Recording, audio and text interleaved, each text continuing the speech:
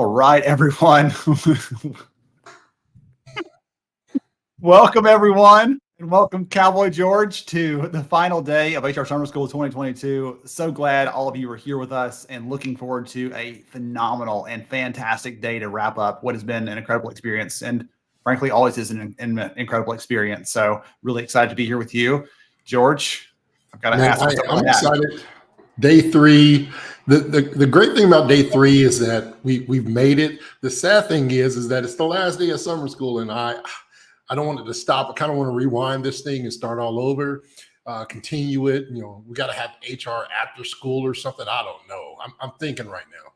Yeah, thinking about it. Well, I told everybody yesterday that I'm working on a field trip edition to summer school. You and I are talking about doing something else kind of wild and crazy, like a graduation something next year, maybe, which doesn't matter if you're a freshman or sophomore next year, you can still do it. So we'll figure out, we're going to be announcing some fun stuff around those things as we get closer to it. So I'm a little jealous of the hat. I'll have to go find something really impressive to wear. I had to connect, I live in Nashville now. The CMAs Fest is this weekend, and Cowboy Geo has to come out. And, and I got to rep our HR 2021. Yeah. Got that going on for us. So everybody yesterday said that you deserve swag, by the way. That was the consensus of the crowd, is that George deserves some swag for the event. So there you go, everybody. George has some. I'll get him a new shirt too for the new year. Overnight special. That's what you call efficiency in our school program. You know what? We aim to please here at summer school. All right, so let's go through some quick announcements and things, and then we have an action-packed and incredible set of speakers for you today, as you probably expected. It's going to be a big kickoff, and we're going to blow on through right around at the end. Big, great sessions. So let's do some quick announcements and things really quickly to hit on this. Get over here really quickly. Okay. So final day, a couple things that you've already heard many times and some new things. Number one, keep on chiming in. We're still picking people for giveaways. We're still doing a ton of those. I'm about to share a giant list with you in a minute. Some of the people, by the way, are smarter than me. They're actually taking a screenshot of the screen when that comes up, so they can make sure if they see their name in case I go through it too quickly. So really smart. So grab a screenshot of that if your name's on there, just so you know what you've won or who to reach out to, because there's a couple different people we have reaching it that you can ping for those awards. So more giveaways. We're going to be sending out information in the next 24 hours about SHRM and HRCI credits. So we can't give you that information now because the event's not over yet. All right. They don't allow us to do that. So once today is over with, we'll get our survey fixed up and sent out to all of you. You have to be registered. So we'll send it out to everyone who's registered. You should get that in the next 24 hours. If you don't get it, you don't see it, check your spam. Spam filters can be aggressive, and they don't always love us at summer school, but it's okay. So check there. If you still don't have it, feel free to reach back out and we can get you that link so you can complete your survey. That is required so you can get your credit information. Some of you love the certificates and stuff, by the way. I love seeing people post their summer school certificates after the event is over. So we'll make a way for you to do that as well. If you are one of those people that likes to have something you can print off and hold in your hands that shows you graduated your diploma for this year of summer school, we'll make sure you have a way to do that as well. All that information will be coming to you after the event. Within 24 hours or so, we're going to get all that out to you. So stay tuned. That will be coming. Absolutely. All right. Same as yesterday. Sometimes LinkedIn seems to get hung up. Sometimes that's a filter thing. Sometimes that's an IT thing. Sometimes it's a bandwidth thing. I don't know. We are pushing the limits of what LinkedIn is capable of doing. I need to have a chat with them and just see what they can do about that. But if you start running into issues or your session restarts on you, all you've got to do is refresh the screen. If it keeps hanging up and it just becomes a pain in the rear, flip on over to our Facebook or our YouTube channel and you can watch it there. You can still chime in. You can still engage. We're showing comments from the people who are in those audiences too. So if you're out there right now, by the way, hey, we're glad to have you. So there's your announcements really quickly. This is your last chance, by the way. We are drawing during these morning sessions. I'll be going I'll do a download, I'll do a randomization, and I'll pull a drawing out for people who have completed their profiles. So there's just a heads up if you missed this yesterday.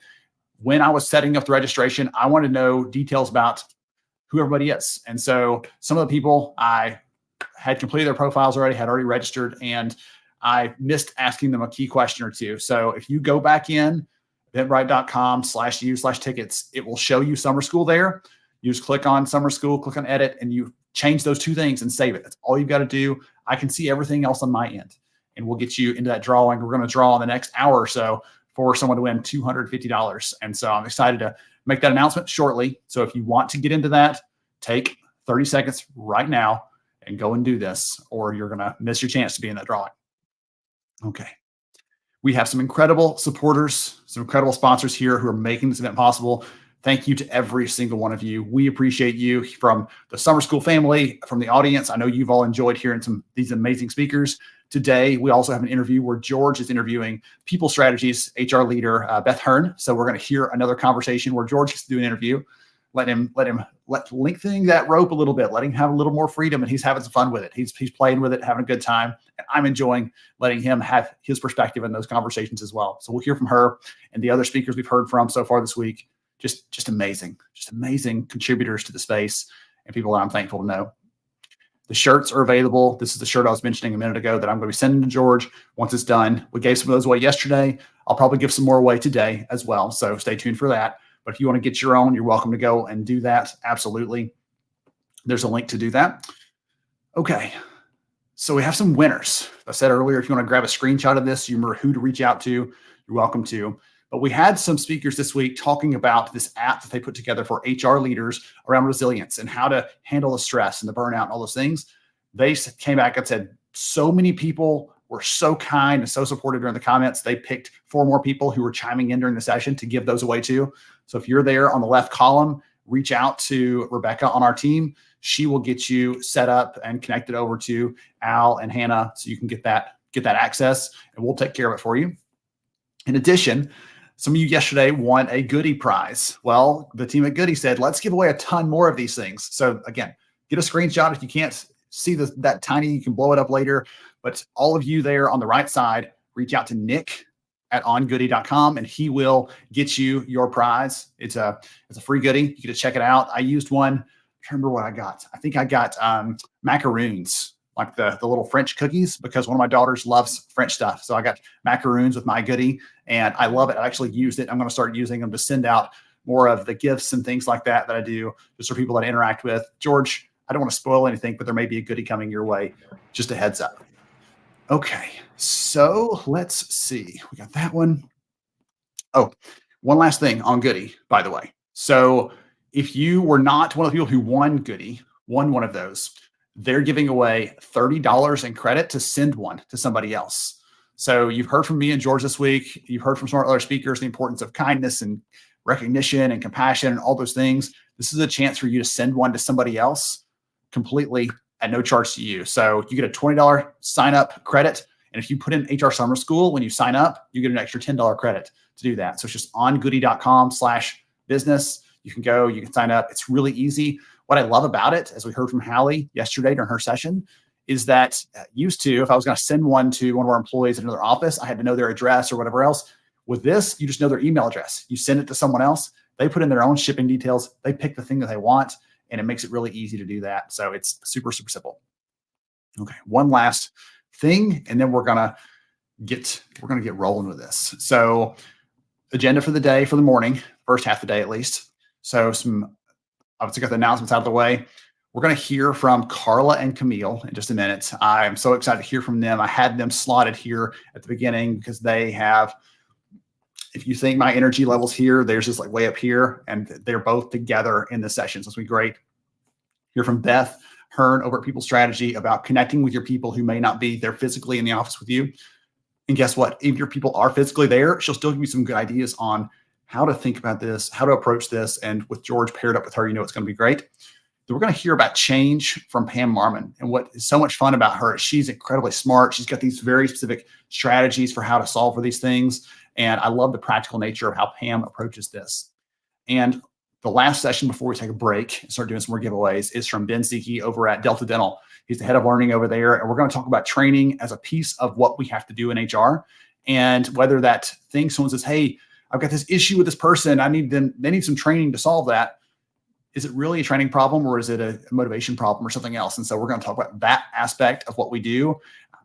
We know I made a comment yesterday. We get some weird and strange and wacky requests sometimes as HR leaders, and we're going to talk about that from that perspective and how to push back gently or to understand if it really is something we need to address. Okay. think I am all out of announcements. George, anything else before we jump into the conversation for the day?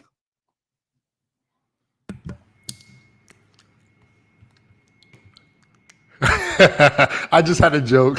We've done 2 days successfully, man, when not been muted. So I just had to act like we were muted. But no, I'm excited. I'm ready to get this day started, hear from all our awesome speakers. Okay. And we've already got a lot of people in the chat on Facebook as well. And let's ring the bell for the first session, buddy. Beautiful. Let's jump in, everybody. Here we go. Carla and Camille are going to kick us off for the day. Let's get this fun going. Welcome back to our final day here at HR Summer School. I've had an amazing week so far. I hope you have as well. But this session here, I've been doubly excited for, and you can probably guess why here. Okay, so we have two amazing women here who are going to be sharing with us, who are going to be diving into some of this conversation, giving some practical advice and wisdom from based on their experiences in the trenches as HR and recruiting leaders respectively. And so it's going to be a ton of fun. Carla and Camille, welcome. So glad to have you here with us. Thank you, Ben. We're so excited. Look, we said at the same time. We didn't do that on purpose. Oh, you've been rehearsing that for weeks, and yes, exactly. We're so excited. I feel like you should insert some music right here so we can dance it out. But I'm not going to subject the audience to that on my behalf. They would enjoy 2/3 of that probably, and not my third. So again, I'm excited because we're going to have some fun here. We're probably going to laugh more than our share. But I want to ask you a couple questions just because I had the chance recently to join you both on the podcast, and now I get to put you on the other side of the microphone and I get to ask the questions. So I'm going to throw a couple of fun ones at you and get your inputs, your advice for our friends here in the community, and just hear some good ideas from you. So before we get into some of those things, Camille, I'd love for you to start us off with a quick intro, who you are and what you do, please. Hi, everyone. Thank you, Ben, for having us here. My name is Camille Tate. She, her are my pronouns. I live in Dallas, Texas, and I am head of talent at Strava, Center for Connected Fitness, based in the Bay Area, but we are really excited to connect people to sports and activities that they love. And so I've been at Strava for almost 1.5 years now, building a diverse team. And that's what I've been doing every day of my working life for the past 17 years in recruiting. It's been a while, and I'm also co-owner of the Career Salon LLC with my sister, my twin sister, Carla, Patton. And we also have a podcast, the Career Salon Podcast with the HR twins. Excellent. I was going to make sure we give a good shout out to that one. Probably drop a link in at the very end too over here in the comments, because I want people to go check out some of those fun conversations that they'll enjoy this, and they'll enjoy that even more because you get to cut loose a little more there. So Camille, so glad you're here, my friend. Carla, your turn. Yes, thank you so much. And hi to my HR friends. Nice to see you again. My name is Carla Patton. I am HR director for WRAP. We are a marketing advertising firm, and we specialize in precision marketing, giving clients what they need to focus and hone in on their customer. I've been there for a little over 1 year. I've enjoyed myself. I've been in HR. Next year, it'll be 20 years. 20 years from falling into it to being a 20-year stint. So I've enjoyed myself. And like Camille said, I'm, of course, the co-owner of the Career Salon with her, and we have our podcast. And if you have listened to the episode with Ben, you need to go listen to that. That was a fun time. Completely enjoyed it.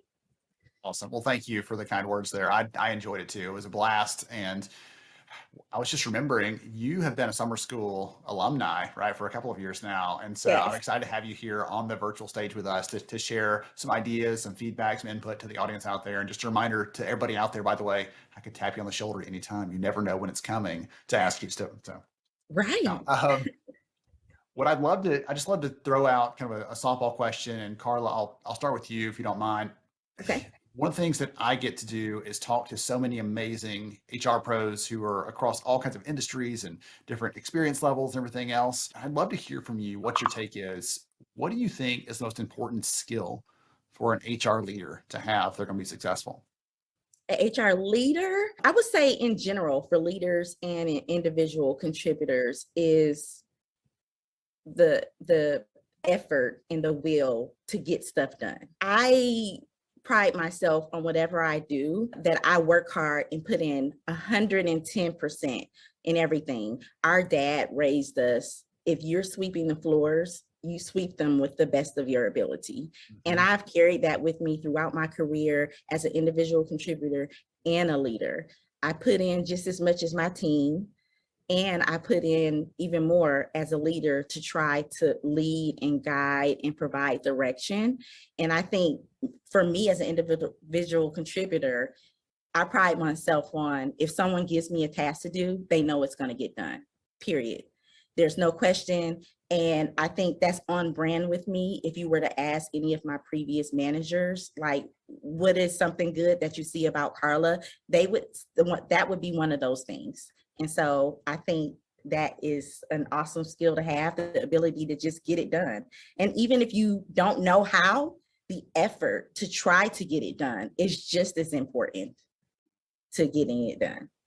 I actually did that reference check on you, and that's what they all said, by the way, Carla. So they said you're a doer, right? Not just a talker, but a doer, which I think is so important. And one of the things you said in there is not just telling your team to go do it, but leading by example and saying, I'm going to step up. I'm not going to ask you to do anything harder than what I'm going to do for you. Right. I think that's a really powerful way to pave the way as a great leader. Yeah. Okay. Camille, I'm going to pitch the ball your direction. I'm going to change it a little bit, right? To recruiter, recruiting leader. You pick the discipline there, but I'd love to hear from you. What does it take to be successful? What skills most important there? I don't know if a lot of recruiting professionals would agree with me, but this is, I've been doing this for a long time. And I think the most important skill is humility. And it is a skill, right? I feel like recruiting is like, you can get so much praise for the good work that you do because it's a results-oriented role. But I think that to stay most authentic and really connect with candidates, you have to be authentic. And a part of being authentic is being humble and listening to the people that you are building rapport and relationship with on the candidate side, as well as the hiring manager side. So I would say in the role of a recruiter or even recruiting leader is being humble. And recruiting is something that changes. When I first started recruiting, it was smiling and dialing. It was like picking up the phone, like on the phone with the cord, picking up a phone with the cord and holding your finger down and just making those calls to candidates, right? And now it's like LinkedIn, it's emails, it's in-mails, it's Boolean searching and finding people's information on the internet and trying to connect with them any way you can. So recruiting has changed over the years from when I started to 2022. And so you have to be humble and receive that you don't know everything and things are going to change. And can you humble yourself enough to learn and listen and then impart that to your team if you're a leader and be good to go with change? That takes humility. And I think a lot of people think that humility is just something that comes naturally. It's not necessarily a skill, but I think humility, especially in a results-driven role like recruiting or sales, whatever, you have to stay humble. That's how you achieve your highest and greatest work, in my opinion. You know what strikes me is you two didn't have a chance to prepare these answers because I didn't tell you the questions far enough in advance for you to prepare for this. But what I find really incredible is those two answers are very connected in my mind. A leader says, I'm not too good for that.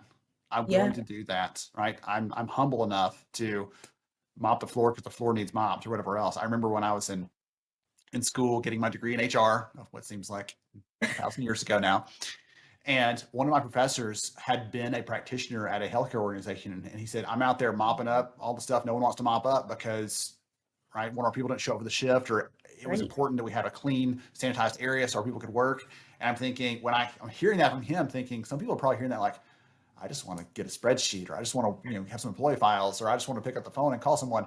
But that appealed to me because that's what I'm drawn to as a practitioner. I want to get in it. I want to help someone. I want to be seen as valuable, whether I'm processing new hire stuff or I'm stepping in and doing those things no one else wants to do, right? No one else is willing to do. So I think that's really interesting that both of you separately, there's some really interesting connection between those two things, maybe because of the incredible influence of your dad, you said, right? On you're not too good for any work and make sure that work shines as an example for others.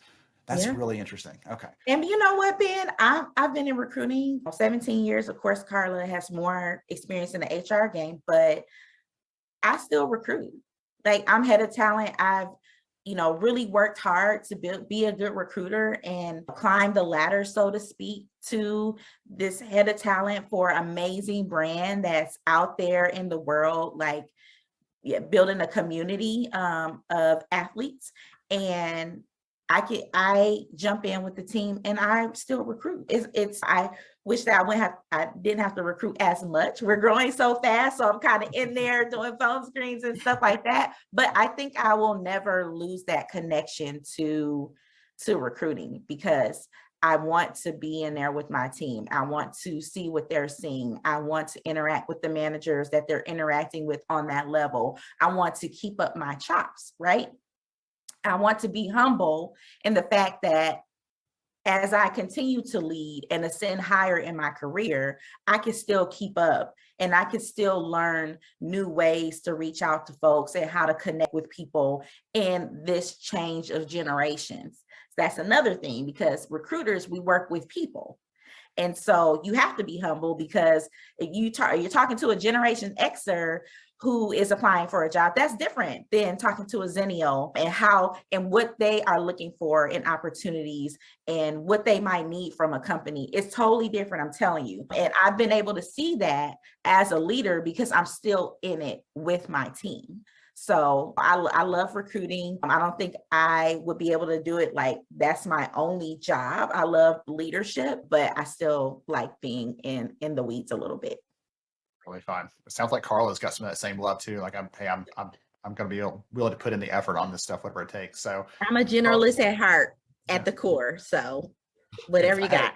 I had a fun debate with someone the other day on generalist versus specialist. Is there a better one or not, and everything. Like, there's not a real answer to that, right? Because everybody's necessary. But it was fun to have a little bit of a conversation around the value of a generalist and being able to say, yes, I may not be able to go this deep in recruiting like Camille can, but guess what? I can do a little bit of that, and then I can hand you over to the right person, or I can help you a little bit of training needs analysis, and then we'll go into this or whatever else. So I love the generalist background. That's where I came from too, and so I have a fondness for that.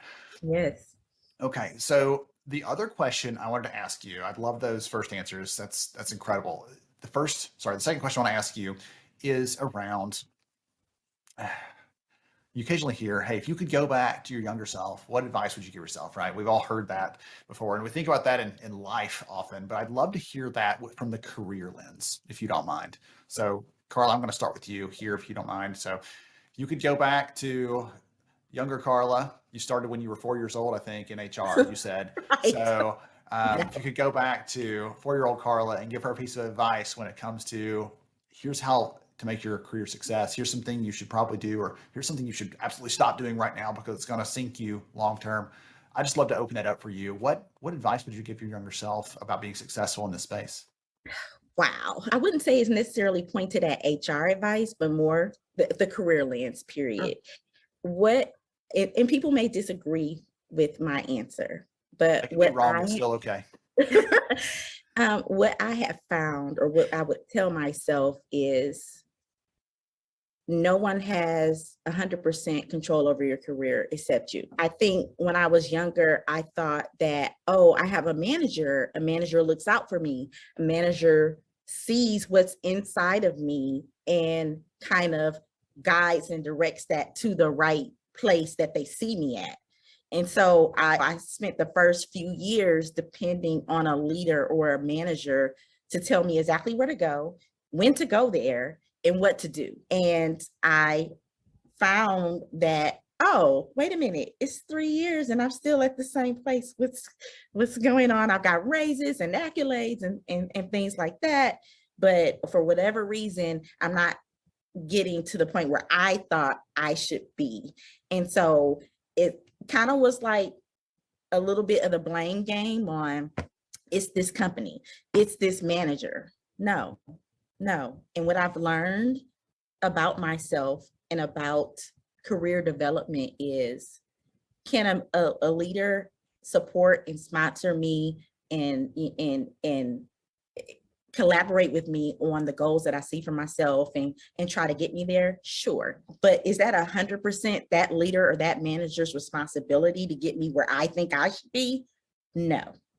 And if you think that way, you might stay in some spaces longer than you have to or need to. And so I had to take control of my own career. I had to write down and map down the vision and the goals I have for myself. Regardless of where I am or who I'm reporting to, this is what I want to do. And this is where I feel like my skill set would be best used, whether it be in promotion or in a different arena within the organization. And I work hard and I try to work with that manager and the leader to get to that certain place. But if that doesn't come to pass after I put in the work, after I've mapped it out, written it out, given it to the organization or to my leader, and it's still not working out, I can leave. And I can go somewhere else that's on the trajectory of what I want to do and what my own vision is. So that would be the advice that I would go back and give my younger self. Of course, we can't go back really. And I probably could have been further along than I am if I would have done it sooner. But as they say, everything happens for a reason. I've never regretted any of the lessons that I learned at any job with any leader. And yeah, so I would say that you are 100% in control of your career. A manager, you shouldn't let a manager totally dictate where you go and how you get there. Don't give up responsibility for your own future, right? Yep. That's really powerful. I think, so for all of you listening into this, that's Carla's story, right? But I want you to hear, hey, everything happened. It still worked out in the end, but I could have maybe been somewhere else, had another venture. Take that to heart for all of you listening into this. That I don't care if you're about to get into HR, you're a student, you're like, holy moly, this is scary. If you're a couple years in, does not matter. Take that to heart. If you don't own it, nobody else will for you. So keep that one in mind. Great advice. Camille, I'd love to hear from you. Last question of the session before we start to wrap up. What advice would you give your younger self? It's kind of aligned with what Carla said. So I know the first question you asked us, Ben, and I said like a key skill set is being humble, right? Yes. Not but and. For me, I think that earlier in my career, I muted my accomplishments and those results. That doesn't mean that I needed to be like not humble or just haughty in my, presentation of I did this, I said this, I do all of these things. You can still be humble in regards to recognizing your accomplishments and the things that you do on a day-to-day basis.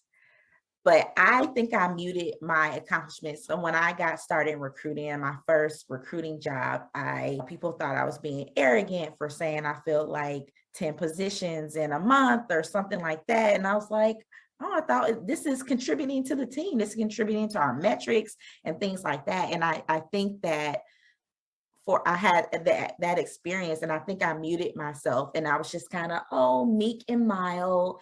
And I was a bad A recruiter. Sometimes people need to know that. And like Carla said, taking charge of your career. And I tell this story numerous times when I'm on panels or speaking. I've had to use my results. I've had to use my accomplishments to unfortunately get promotions, get salary adjustments, and all of those things. And like Carla said, I think I would have been further along if I wouldn't have stayed like meek and humble. Not saying I have to be like arrogant or anything. I'm still humble, but still using my results, using my receipts as a really good recruiter to like assert myself a little bit more in my career to advance my path without kind of standing in the corner and kind of shuddering at the fact that somebody's going to be like, oh, Camille, there she goes, talking about all the things that she's doing. But honestly, I had to use those things. I've encountered in my career microaggressions, racism, misogyny, all of those things. Yeah. And I'm not saying those things totally deterred me from getting to certain places, but I have had to fight. And I would go back and tell my younger self, don't mute your accomplishments. You need, and so because of all the hurdles and things that are in your way, that are coming your way, you need those, and you need to start using those sooner than later. But it's all in how you do it. You can still be humble, but it's all in how you do it. And I tell people all the time, you can say what you want to, you can do what you want to do, but it's all in how you do it. You have to be self-aware and be strategic. I tell my team all the time when they present things to me and they're like, oh, I don't know what to do. Look at everything like a interview question. If you were in an interview and someone asked you, how did you get out of a difficult situation? Or how do you work with a difficult hiring manager? The list goes on. It could be a myriad of things. Solve your own problems in your pathway with the answer that you would give that interviewer. Right? And so that's kind of how I look at everything. And it's really, don't mute your own accomplishments and write those down and note them so that you can have those for future reference. And also, you might need a raise. You might need a promotion. You might have to use those results, use your track record to get what you need to get further along in your career. You said one of the first words you used when you started answering that was you used the word haughty, and no one uses that anymore, by the way, so it stood out to me. Oh, you're telling my age. No, you said, but I think that's a great way to put it. I like alliteration anyway, but be humble but not haughty, right? Mm-hmm. There's a spectrum there, and when you get over into I'm important enough to know that I'm important, then suddenly no one wants to be around you. You start breaking all the other advice we've given so far, right? That starts breaking down. People feel that though when it's a statement of fact versus oh, by the way, I'm going to remind you of this 4 more times in the next week, so just get ready. Like there's a difference in the spirit in which that's delivered. And I think you really conveyed that well. Mm-hmm. Okay. My biggest regret in this conversation is that I didn't split both of you apart so I had more time with each of you, because this has been so much fun. If someone wants to get more Carla and Camille, the Wonder Twins, what's the best way for them to do that? They can visit our website, thecareersalon.com.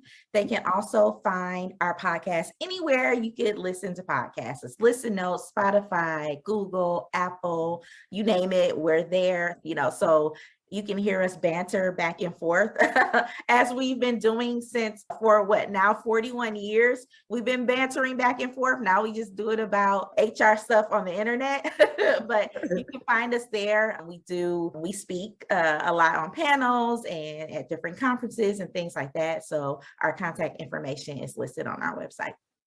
And connect with us on LinkedIn. I'm Carla H. Patton and Camille is Camille H. Tate. And we love to hear from you. Awesome. Wonderful. I'll make sure we get your profile links into the show notes or into the comments right here beside the video so that everybody can jump out there, connect with both of you. Thank you both for joining me. I appreciate your insights, your expertise, and the passion and value you bring as practitioners, but as leaders in the space. It's incredible. Thank you, Dan. It's always a pleasure. Always. Absolutely. To everybody else out there, I hope you took a bunch of good notes because I know I did. I'm going to catch you with more HR Summer School coming right up. All right. I hope you enjoyed that conversation there with Camille and Carla. I believe Carla's in the chat. I don't know if I saw Camille or not, but they're both in the chat. I saw people posting the links to their podcast. You know why I had them, right? You can tell why I got started with them and why I called it Firing Us Up, because they have some great suggestions, recommendations. They're incredible women, incredible leaders, incredible professionals and practitioners, all those kinds of things. And so I'm honored and thankful to know them. Appreciate you both. All right, we're going to move right along with our very next speaker. We have George Rogers interviewing Beth Hearn over at PeopleStrategy about supporting your remote teams, how to support your people and make them, as you know, right? If George is in that conversation, it's going to wander across leadership and culture, touching there, but other things as well. And we're going to hear from Beth how she makes sure that this isn't just a thing she sends out or tells them, but they feel at a deeper level. And so I know you'll enjoy this conversation. Let's go right into it. Hey everyone, HR Summer School 2022. We're going to cut that right there because I said 2002. That was great right there. First at it. Ben loves those. You already made me feel better. Oh, here we go. Footballs. We are so excited. I am joined here by the great Beth Hearn with People Strategies, and we're excited about this conversation, building a sense of community. Before we start, though, Beth, I just want to give you just a platform real quickly, just to tell a little bit about yourself, and then I want to get into this conversation today. No, thank you, George, for having me at the 2022 HR Summer School this year. So really, I was one of those people that didn't know what they wanted to do when they grew up.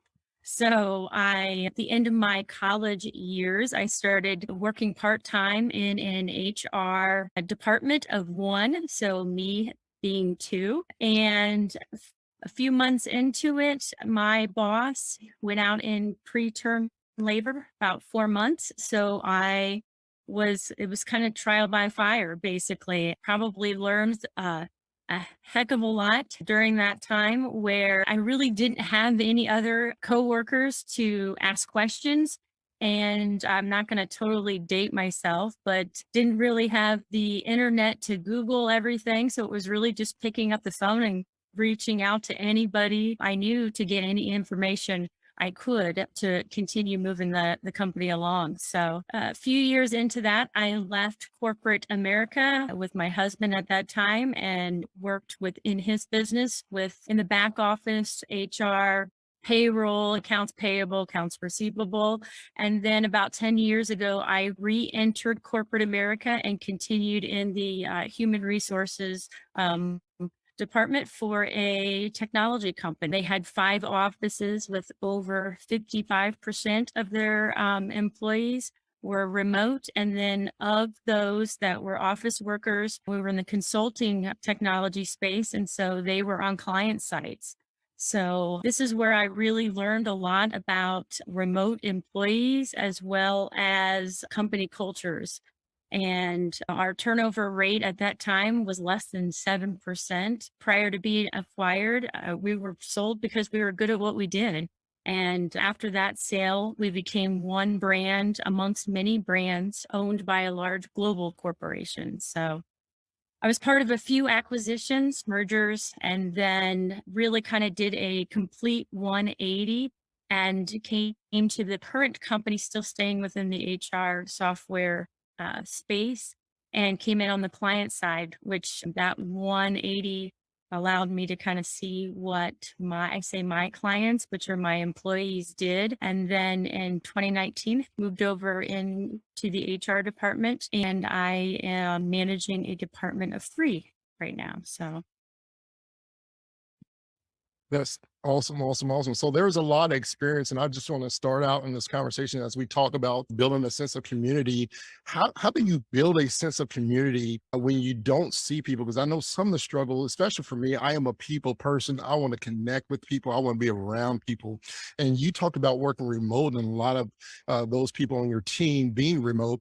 How do you build a sense of community when you don't see people in person? I think the first thing is, I always say, I create an open door policy, keeping that open line of communication with your employees, with the managers, with the leadership from day one. My colleagues know that they can get in touch with me through email, through Teams messages, picking up the phone and calling me. I might not always be available, obviously, but they know that I will get back to them as quickly as I can. So really, just making sure that the employees know that we care.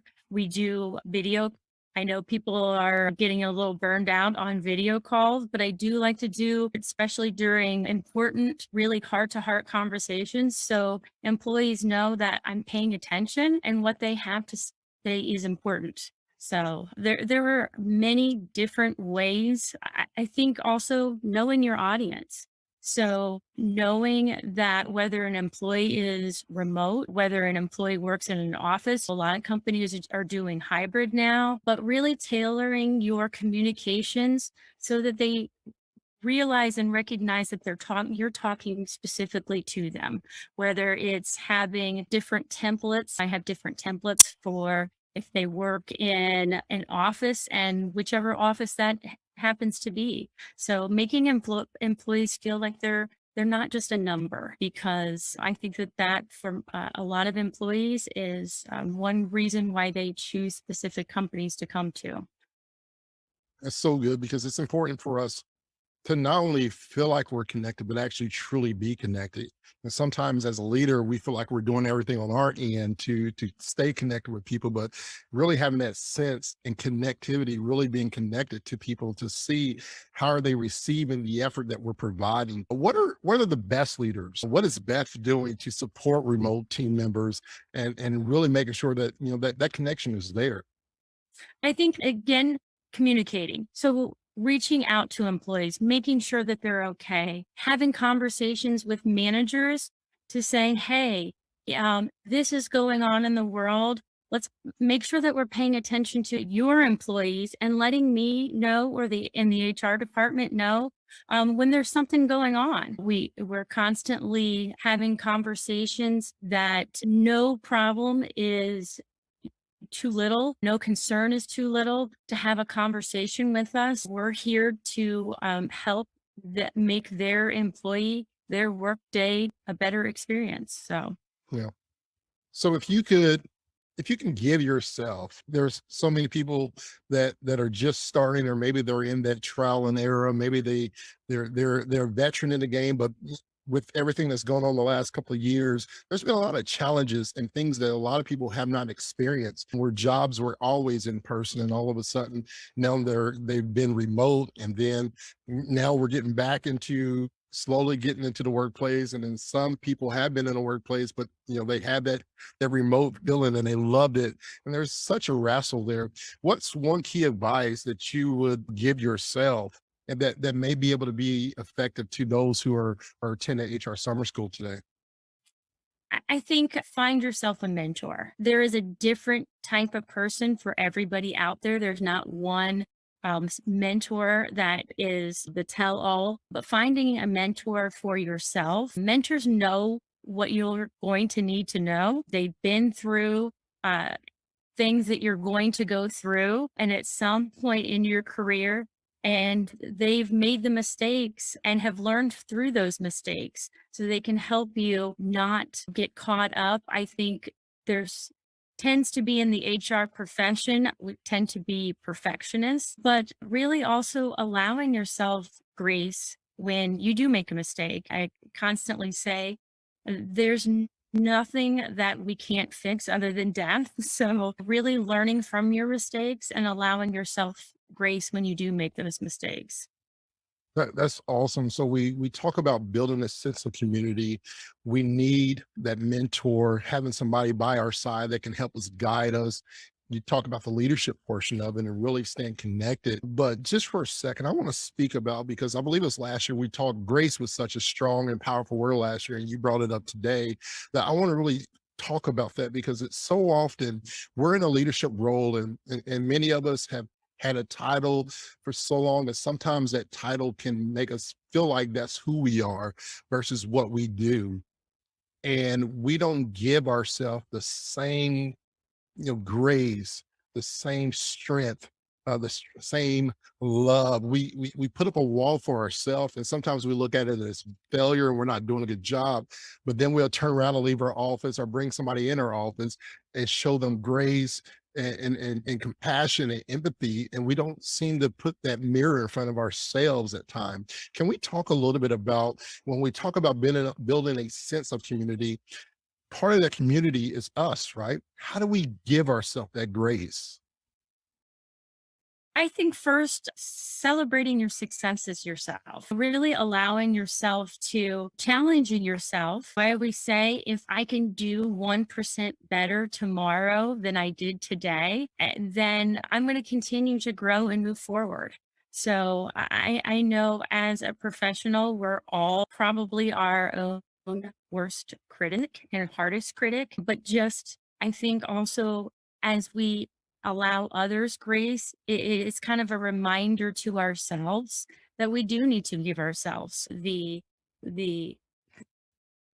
slack of not being so critical when we do make mistakes. So I think it's realizing that we are human as we have conversations with employees and colleagues, it's kind of trying to put that mirror in front and really make sure that we are giving our same conversations and listening the same way to other people, listening to ourselves as we do to other people. So So one thing that I feel like happens all the time, especially in these conversations and dealing with people that are in the HR space, is time management versus priority management. And one thing that I've learned that a lot of people don't use enough in the HR space is the word no or not now. You mentioned that because it's in the natural that we want to serve. HR, they're human, and it's just natural to want to serve. How important then is it for companies to create that space of accountability? And the word that we truly mean is vulnerability, right? We want to have that balance where we can be vulnerable. How important it is that, because I feel like that's a factor when we're talking about community and building that community sense in the workplace. How important is for companies to create that space of vulnerability, aka accountability? well, first of all, we all know that employees want to feel valued and appreciated. And we also know that motivated and happy people move companies forward. So I think as HR professionals, making sure that the leadership truly understands the importance and the well-being of employees. And I also know that there's different industries, different time periods within even a calendar year or a season where you're going to have a little less time than you have outside of that busy season that you have. So really taking advantage of some less crazy times and working through what you need to work through. But as far as I think going back to the basics, putting people first, being empathetic and caring, showing the importance of it, and having those conversations with your leaders, with your managers to make sure that your employees feel that they are in an environment that fosters that.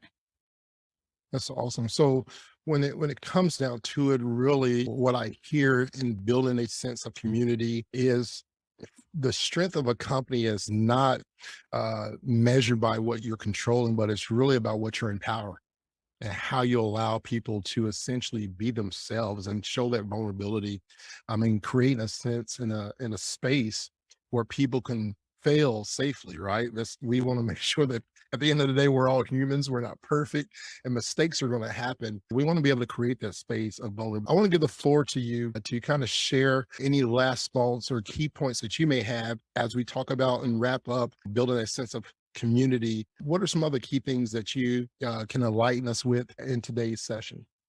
Well, first of all, encouraging conversations. I probably said that several times throughout that, but workplaces are filled with people who are from different backgrounds. They have different perspectives, but also having not shying away from the hard because I think it allows people to feel that the differences that they might have are valued from the company. Also, I think very important to invest in your leadership, which hiring and promoting people with good leadership skills and helping them develop those can help move your organization forward. Utilizing the tools out there to communicate, whether it be Teams, collaboration tools where employees feel that they can have conversations, some not necessarily always work, especially when you're in a remote environment. People are putting in a lot of time. And I think getting to know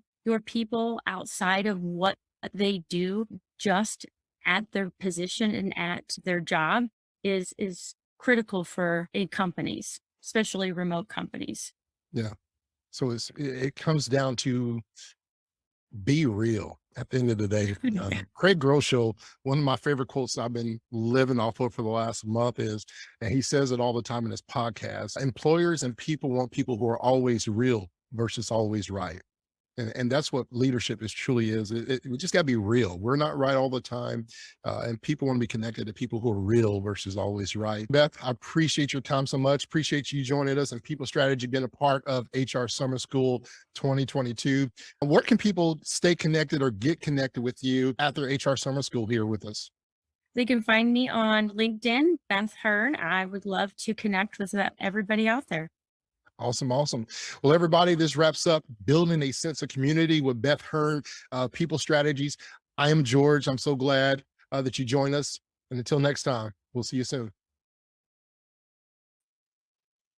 Right. Goodness. I have so much fun watching George get some of these things and draw these things out of some of our speakers. I enjoy that just as much as I do getting a chance to chat with him one-on-one. So thank you, Beth, for bringing us back to some of the key things, right? Being willing to say no. Sometimes not everything is a yes. They are our customers. Yes, we do serve them, but sometimes the things they're asking for are going to draw us away from what we need to be prioritizing. We need to be focusing on. And the better service of everyone in the organization. So fun stuff. I enjoyed that. All right, let's go into Pam Marmon. We're going to hear from Pam about the importance of change. And again, I say this every day. I don't put these together intentionally because I looked at the agenda and I'm like, oh, wait a minute. I accidentally put 3 women on top and then three men on the bottom of the agenda for the day. I should have mixed those together. But you'll hear some fun things in Pam's conversation that are going to resonate with some of these other things we talked about today around bringing our leaders along with us. So here we go with Pam Marmon. Things that that I love to do is talk about how we can bring leaders along for the journey with us. And some of the conversations here have aligned with that really well as we're thinking about all the data says that HR is burnt out, stressed out, overworked. And part of that is because we feel like we have to take it all on ourselves. And I want to encourage you, and the conversation today will hopefully encourage you that we have leaders that we can support and enable and let them go and be amazing at what they do. And so I'm looking forward to diving into the conversation here with Pam. And if you don't know Pam, you're going to love her. If you do think the name sounds familiar, Pam was actually with us for HR Summer School #1, right? A couple of years ago, and got to hear from you. So I'm so excited to have you back with us and looking forward to a conversation. Before we get into that, would you take a second, let the audience know more about who you are, what you do, please? Absolutely. Thank you for having me again, Ben. It's a pleasure. My name is Pam Marmon. I'm an entrepreneur, an author. I am a change management consultant and a corporate trainer.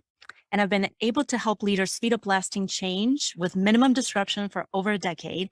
Absolutely love my work. And I do believe that my work makes the world a better place, as does yours, Ben. Well, thank you for that. And I definitely would agree with you. Your writing, your speaking, your approach to the world is unique. And I love hearing every time I get a chance to hear from you. I'm taking notes. Like, that's a really great idea. And you can figure out how to apply that one. And so that's one of the things I wanted to have you here for this time around is you talked about change management. You're a change consultant and all these things. And it's almost become this cliche today. Oh, change is just another thing, right? Fast paced. It's all unprecedented, all the words people throw around all the time. It's almost like we're tired of talking about it.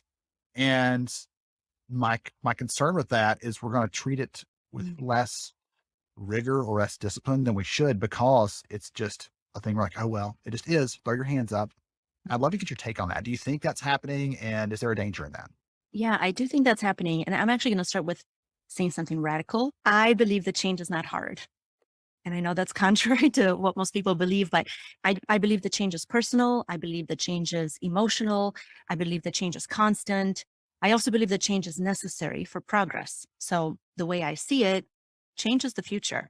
And how we talk about change has a lot to do with how we experience change. So I think it is really critical that we align on the language part. Now, today we're seeing change and truly unmatched speed, and our agility and our resilience will be instrumental in how we approach change and how we experience change overall. As an example, and I know that, Ben, you're an HR professional and I'm speaking to an HR crowd, but in the last 24 months, really since COVID-19, we have seen drastic shifts. People have lost jobs. People have had a hard time hiring for positions. And even now there are companies that have frozen the hiring process. And so such a short amount of time where we've seen drastic amount of change, and it's really impacting our business as we think of this whiplash back and forth of what's happening today. But at the end of the day, when we look at the transformation process, I want us to recognize that it is incredibly beautiful, and it's messy, and it's time intensive.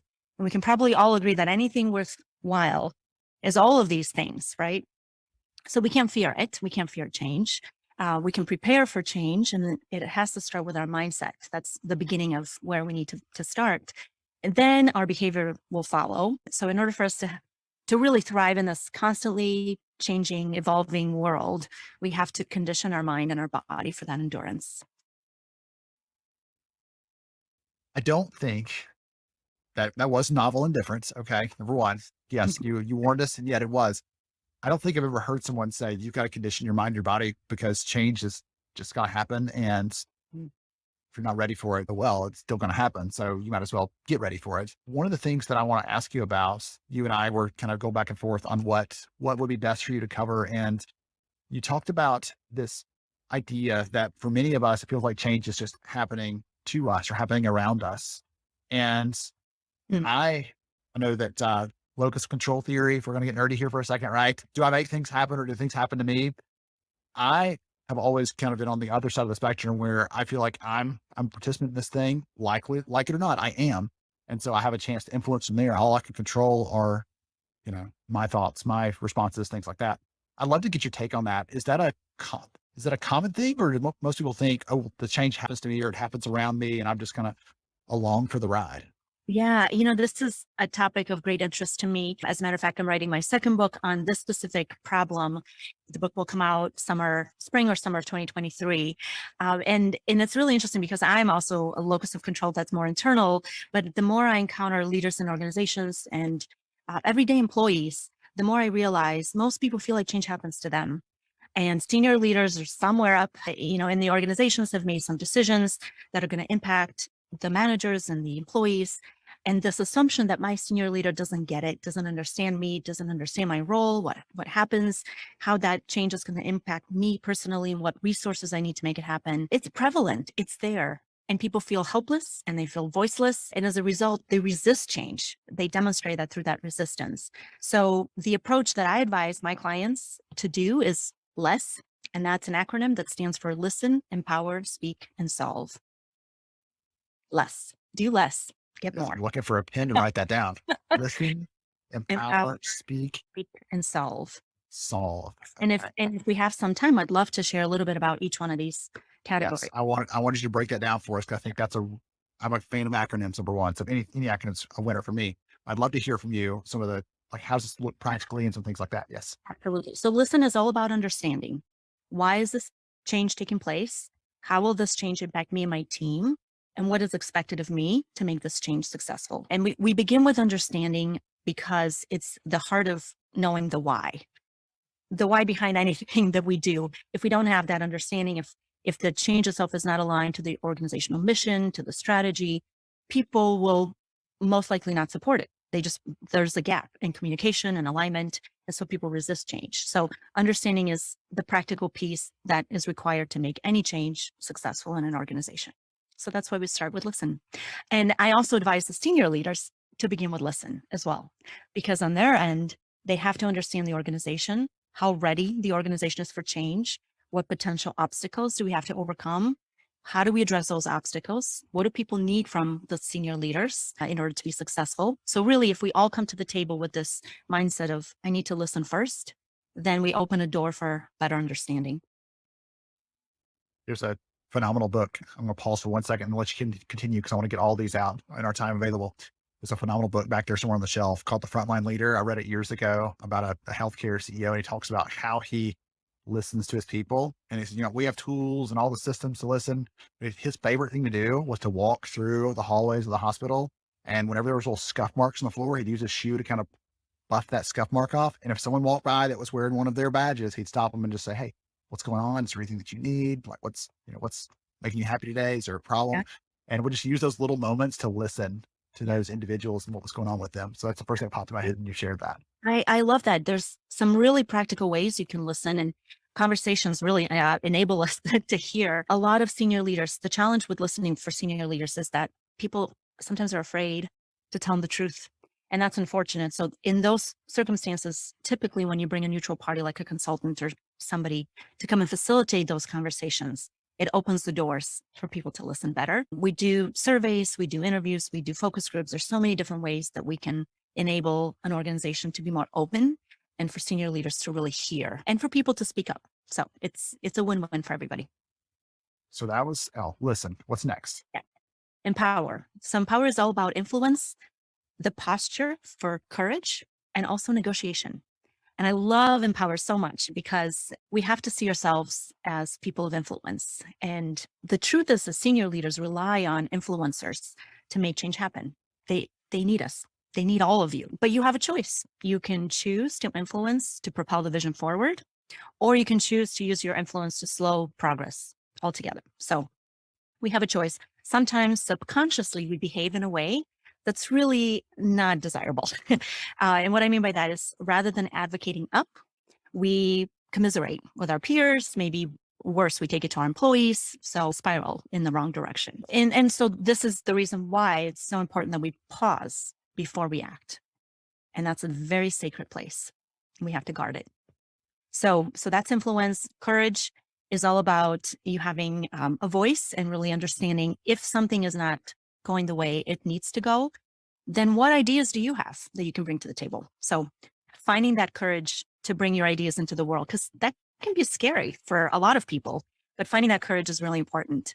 And then the third part is the negotiations part. Suppose that you find the courage, you have this awesome idea for senior leaders, and now you need to negotiate.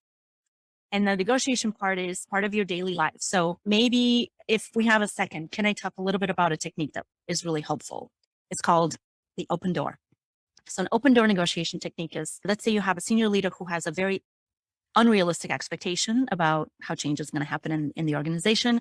What you can do is start by saying something like, just suppose, or hey leader, what if? And then you offer a different solution. And then you talk about the benefits of that solution. So what you're doing is you're opening a door for an invitation to a conversation. It is not threatening. It is not angry. It is simply positioned as a discussion. And that's why it's an open door. So that's all in the realm of empower. And then as we think about speak is about getting your message heard. So love this part because that's really the essence. So the way you want to get your message heard, if you're a mid-level manager or an influencer, the most important thing you need to know is your senior leader. What do they like? How do they communicate? What do they value? Who are they as a person? And then before you speak to them, you have to ask yourself these questions. What is important to my senior leader? How can I relate my insights in the context of the organizational culture, of our values, of our targets, of our goals, things that the senior leader cares about? And how can I present my message in a way that's going to resonate with my senior leader? And last but not least, what is the most optimal time? And what is the most optimal channel for my message to get heard? Because if we miss the timing and if we miss the channel, the likelihood of our message getting heard is much less. So that is speak. We have one, sir. So I've got listen, empower, speak, and we have one more. The last one is solve. Solve is all about getting results. The most powerful way you can get results communicated to your senior leader is through data. So data is powerful. Most senior leaders are presented with data on a regular basis. A lot of times it's financial. If you're in HR, maybe it's headcount. If you're manufacturing, maybe it's safety, widgets if you're in production. So whatever the data is, senior leaders are fluent. This is their language. They're fluent in data. And if you want to speak to them, speak their language, speak data. Figure out, ask yourself, what particular data does my senior leader most often rely on so that I can demonstrate value and support? And then that will also inevitably increase your influence. So the bottom line is that if you want to propel change within your organization, the benefits to you personally would be propel in your career, increase your influence, and then ultimately it can change the trajectory of your life. And I think that's exciting and it's powerful. That is powerful. That's one of the things you mentioned, finance and other types of data. Right? I say it all the time, that the benefit we have and as HR leaders is we get to see that change on the people. We get to see the impact on the people and the results of that changing lives for the better in many cases. And I'm sure supply chains feel great. And I'm sure that marketing's wonderful, but they don't get to see that same kind of life change that we get a chance to support and enable from our perspective. So I've loved this. I've got my acronym for the day. It's LESS. So for all of you out there that missed it, it's listen, empower, speak, and solve. I got those all covered for you. Pam, this has been so much fun. And I've really enjoyed having a chance to dive into this a little with you. And anyone that listens for more than 2 seconds knows, number one, you're incredibly smart. Number two, you're just so like matter of fact and calm about this whole thing, about change. And usually it makes even talking about change makes my heart beat faster, thinking all those times that it maybe didn't go as well as I'd hoped. So if someone wants to follow you, get a little more encouragement, a little more insight, or even just be aware when the new book's coming out, what's the best way for them to do that? Yeah, so probably the best way to do it is through LinkedIn. I'd love to connect with each one of you. And for those of you who want to grab a free copy of my first book, No One's Listening and It's Your Fault, you can do so on my website, marmonconsulting.com. Thank you so much for having me, Ben. It's been a true pleasure. I appreciate it. Absolutely. Hey, any day that I get to talk to you, my friend, is a very, very good day. So thank you again for joining us and for sharing your wisdom with us. Thank you. All right, to everybody else out there, I hope you got some good notes today from the session. Go check it out. I'll make sure we get Pam's website into the comment section here so you can go get a free copy of that ebook because you know you're going to enjoy it. And we'll have more HR Summer School coming up in just a minute. Excellent. Wonderful. Thank you again, Pam, for a great conversation. I know George is probably over there like bouncing in his seat because he loves the acronyms. And so we share that love probably. So just great practical suggestions there. Again, I love some of the visionary things we get, but some of the practical things we get that just help us to have better conversations day to day. And so it's funny because Beth talked about some things, right? How do we say no sometimes? How do we do these things?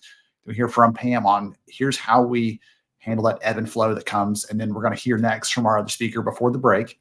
Ben Sieke is going to talk to us about how to, again, handle some of those conversations that come in. So I'm loving how these things all kind of overlap together a little bit and give us better tools to think about how to put this into practice when we leave here. I don't want you just to leave inspired, although that's a powerful thing. I want you to leave here with some better tools and some better ways of working and leading as an HR practitioner and professional. So let's get into this conversation with Ben Sieke, and then we'll take a break, bring George back, have some giveaways, hear his takeaways and big ideas so far today, and go from there. Here we go. I take it very seriously that all of you that are working in the HR and recruiting world, like that's the world you live in day to day. And some of you may have a hat you put on when it's time to do a little training or a little learning, but I love bringing in someone who is deeply steeped in that area, essentially, and a subject matter expert to dive into some of the best practices and everything else there. And so I have Ben here with me from Delta Dental to dive into some of the things. We're going to talk about a conversation that most of you have probably already had once, and we're going to help you have it better next time, I think. So before we get into that fun stuff, I've probably teased it really well. Ben, welcome. Would you give everybody a quick insight about who you are, what you do, please? Yeah, absolutely. And Ben, always love catching up with you. I love our conversations. I'm Ben Sieke. I'm the Director of Talent Development and Learning for Delta Dental of California and affiliated companies. And that makes me the Enterprise Head of Learning over here. When you're not doing learning, what do you do? I play in a 90s rock cover band. So yeah, it's a lot of fun. My undergrad was actually in music, right? I think about all the folks in the world that went to college for something other than they ended up doing professionally, right? Yes. But I love to play the drums, and so it scratches the itch to get to do that, once or twice a month. Not to stray too far from my intended path, but do you think that gives you a healthier respect for people who come with a non-traditional background to a role and look at them differently? Do you think that affects how you see that because you have this different music and then you're learning? I don't know. Maybe subconsciously. I mean, I do know so my degree was in classical percussion, and I was mostly a drum set player. Yeah, right. So so I spent very finely, sliced pieces of not just music, but really specific. It gets more than that. I'm looking. I have my degree up on the wall over here, right? So I have a Bachelor of Music degree, right? So not a BA. My major technically wasn't music because it's a Bachelor of Music. So I have a Bachelor of Music in Performance with a specialization in percussion. And so yeah, I spent 5 years. It was a lot of fun. Go Cal State Long Beach. Give a shout out to them. Playing a lot of instruments that I had very little exposure to in high school, and I had a chance to study, playing orchestral snare drum with the one of the percussionists from the LA Philharmonic, and learning how to properly play the triangle. And so, going back to your question, Ben, and by the way, so it doesn't sound like I'm bragging, I am if I was ever good at most of those things, I am not now, right? Like I'm back to just being a drummer again, which I love, right? But that was one of the takeaways that I took away from that, from my whole college experience, was that, for the most part, if you really want to learn how to do something and you're willing to put the focus and time and energy in on it, right? You may not, like Ben, if you came to me and you said after this, you're like, I know this sounds crazy, but I really want to learn how to play the triangle. We can make that happen, right? And I think there's something to that when it comes to workplace learning, where yes, we all have our unique gifts. Yes, we have our unique strengths, right? Not that everyone is perfectly equal in every way, but for a lot of the stuff that we're asked to do at work, it does come down to a question of like, if you're willing to learn, we can be willing to help you develop and grow and build those skills. Okay. Well, thank you for letting me explore that a little bit, because that was, I hear. No, it's a good question. Yeah, one I'll certainly meditate on more. Okay, awesome. Well, while you're meditating, I'm going to come to the audience with this thing. So one of the biggest pitfalls that I see when it comes to our interactions with managers is this situation that happens all too frequently, where they come to us, there's an issue, there's some problem, there's some challenge, and they say, oh, it's probably a training issue. And that allows them to set that at your feet and walk away and hand over responsibility, essentially. And I'd love for you to put a percentage on that if you can. No one's going to hold you to it, but how many times is that actually a training issue when someone brings you an issue and walks away versus it being something else entirely? Ooh, let me just say, so let me aggregate my experience from this organization, but also from organizations past, because I really think it has a lot to do with the sophistication of the business leaders and the strength of the partnership and how many of these kinds of conversations we've had with our clients before. But I'd say it can be up to half the time. Okay.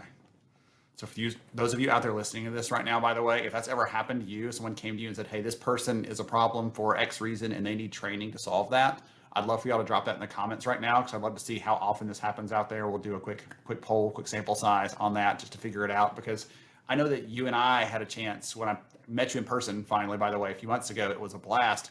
And we talked through this with a whole table full of people who care about learning and development and building the best talent. And we found there's a commonality, there's a common thread through all those things. So I really wanted to spend our limited time here today letting you help people that are listening into this answer that question more effectively, or turn that around, or respond to that instead of just saying, no, it's not, which may be the inclination. I want to just let it spill out. What's the best way to actually respond back to that? Is it having a little more dialogue? Is it, hey, tell me more about that? What's your approach to that, essentially? Well, and you called out the first piece of it, Ben, right? Which is whatever you want to come off as curious, right? And I've certainly made that mistake of coming off and saying, like, this can't possibly be a learning issue or a training issue or whatever. And as I'm sure, right, everyone that's watching and listening knows, like, that never leads the conversation to a good place, right? So I always like to start, and even, by the way, if I don't have that assumption of, is this really a training issue? Or if that concern doesn't come to mind, it's still always, tell me about why, tell me about what you're experiencing, tell me about what you're seeing. And to try to go down, any of you that are familiar with like the 5 whys and that process for some root cause analysis, right? Really digging in. It's just helpful to just ask why and really understand, try to get to the place where you understand what the business issue is and what we think is causing it. Because oftentimes, right, when someone comes and they say, I need training for this, what we're now talking about is a solution. We're not talking about a cause, right? I always like to say, and I didn't come up with this, I just like to say it, that training really addresses 2 things: knowledge gaps, right? Things that people don't know, and skill gaps, things that people aren't able to do. Yes. And so what you're trying to get to understand, is this a training issue or not, and to try to get some alignment with your client on that. I love to frame conversations that way, right? Skill gaps, knowledge gaps. Now let's talk about why we think this is happening, because what I'm trying to understand is the business problem that they're hoping to solve something that's caused by one of those 2 things, right? And it's not training if there isn't a skill gap or a knowledge gap, but there is a business issue. And probably my favorite example of this is from a previous employer. It's not Delta Dental, but I won't say who it is either, right? And I think Ben and I had a chance to talk about this. There was a time in my career. I can make a guess, but it's okay. Run with it. It's one of my favorites, right? I'll tell the short version of it, but I was asked by some senior leaders at a previous company to create training on how to clean the bathroom. And now, don't get me wrong, right? Organizations are certainly entitled to have the specific way that they want to have a bathroom cleaned and to ensure people are able to do that. But as we started talking about this, and just as some background, right, for any of you that might get a request like that, what was going through my head in that moment was, I have a bathroom at home, as do most of our employees, probably all of them. And while people may not regularly clean their bathrooms, most of us, if someone important was coming over and you're thinking, oh no, my place is a mess, I got to clean the bathroom, you could figure out how to do that, right? It's not rocket science. You've probably done it before. But the reason that we don't clean the bathroom perhaps as frequent, I'm thinking about my bathrooms right now, they're not a mess, but I don't clean them as often as perhaps I should, because guess what? It's an unpleasant job. It's not because I lack the knowledge or skill. It's that I don't like to do it. So as I'm talking to them and I'm saying, so to help me understand what's driving this, what caused you guys to feel like this is something we have to get together with the training team on to fix. It was, well, our bathrooms all seem to be a mess. Okay, why do we think that is? Well, they must not know how to clean them. Who's accountable for cleaning them? Well, no one in particular, but so we start going through those questions, and and I think that's the other piece of the conversation, is helping leaders, because if it's not a training issue, it can be a ton of things. I'm a huge fan of taking a performance consulting approach to not just answering the question, is this training or not, but what would fix it? But is it, just think about all the things, using that as an example, all the things that could cause a bathroom not to be clean. The primary one is no one wants to do it, right? It's unless it's your job. Who's volunteering to clean a shared bathroom? Nobody, right? But it could be that they don't have the cleaning supplies. It could be that it could be a time and prioritization issue. It could be, and could it be a training issue? Possibly, but I think that's where I like to steer those conversations back to, and just understand, what do we think is causing this? Are we open to looking at the universe of all the things that might fix this problem? And if we can get to that point, we're a lot more likely to get some buy-in with the client on identifying and then taking action on which of those things is actually going to solve it. I love that, the consultative approach. You almost are being a coach to them in this moment, saying, let's really understand what we're asking, right? You asked a question and it seems very simple and straightforward to you, and yet in the back of my mind, I'm thinking this is going to create a tremendous amount of work and other things for us to have to do. Let's make sure before we do this that this is the right first step, because if it turns out it is, we're going to have the best darn bathroom cleaning manual you've ever seen, right? But if it turns out that it's not clean because they're too busy, they don't want to do it, whatever any of those other reasons are, all the variations, I think that gives us a chance to say, okay, what does matter then? Is it, we're going to have a spot check and we'll do a $25 bonus if we spot check your bathroom and it's clean, right? What can we do to start driving that behavior? Because that comes back around to the hardest thing that we have to touch, which is getting people to do things they don't want to do sometimes, right? 100%. And for anyone that's listening and thinking, is it the worst thing in the world? Going back to the comment you just made, Ben, about the amount of work it might take to solve this, even if we solve it the wrong way. If anyone out there is thinking, well, what's the harm in just putting together the training, right? Aside from the opportunity cost of because they also had a full solution in mind. And not to make this just about bathroom training, but whatever it is, a client might come to you and it's a great example of any kind of thing that happens, right? So I think that's a great example that applies in a lot of cases. Everybody out there, just insert whatever. Last time someone brought this to you, right? Insert it. They don't complete their timesheets on time. They don't, all these kind of things. Same thing. Right. Thing. They don't greet the customers. They don't do this. They don't do that. If they come with a fully formed solution in mind, or if you help them build it or whatever it is, there's certainly the opportunity cost that comes with assigning someone from your learning team, or frankly, finding anybody to work on this if it's not going to fix the problem. There's also the frustration that comes with that. I've experienced that personally and experienced that as a leader of learning professionals. It is really frustrating to spend your time and effort doing something that you think is not going to work, right?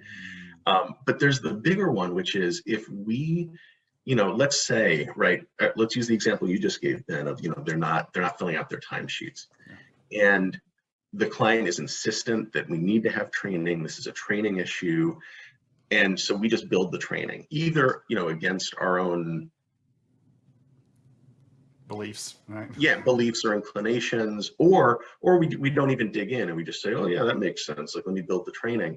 What then happens, right, is if it doesn't fix the problem, then it went from being something that might not have been a training issue in the first place to now the training failed, right? It undermines your client's belief of your efficacy.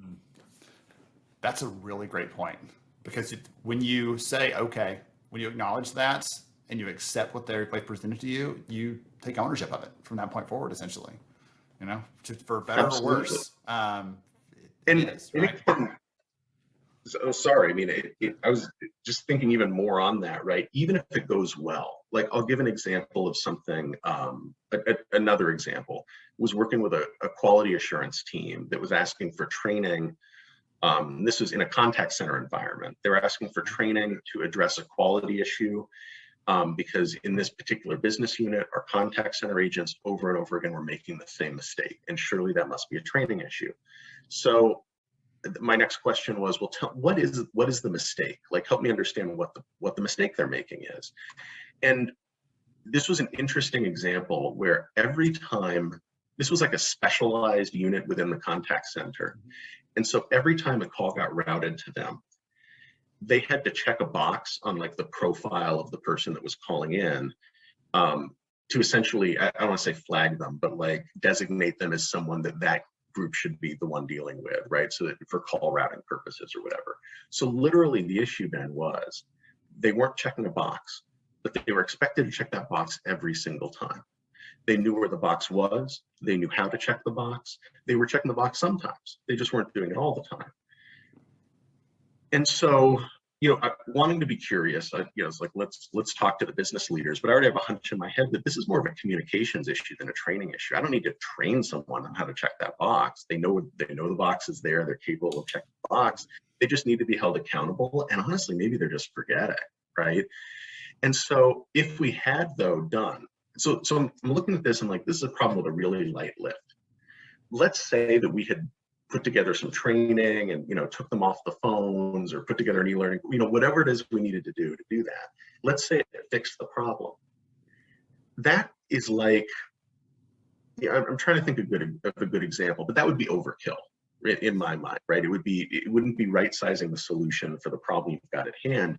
But if it fixes the problem, now they want that every time too. And so I think that's a part of our job, is not just to make sure the problem is fixed, but to make sure as business leaders that the problem is fixed in the way that's the most economical to still achieve the result that we're looking for. I really appreciate that perspective, because when you say yes or you say no, there's a precedent that's set there, and they're going to have expectations based on whatever you say. If instead you approach it as you've laid out here, hey, let's understand that some more.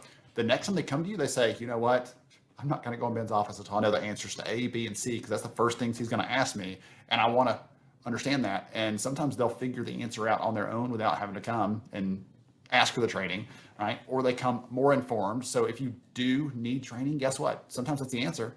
And you'll know more clearly, okay, these are the actual skill gaps you've identified. Okay, great. And how do you think is best to close those? Okay, we'll look at that. Okay, we'll get our instructional design and all the other fun stuff and wrap that up. Great. But if you say yes, say no, whatever it is, you are setting some expectation in the future for what they're going to do there. Okay. This feels super nerdy to me. I'm glad we went to other examples beyond the bathroom, because again, I think everybody can probably translate that in their head, but we gave some other good examples of that. I appreciate you for spending a little time with us. It went so fast, covering this, exploring how we can be better coaches for our leaders inside the business. So all of you, this is some, I'll throw it out there. He's not going to say it, but I'll say it. This is some Jedi mind tricks that you can use on your leaders inside the business. You can give a straight face and say that. Great.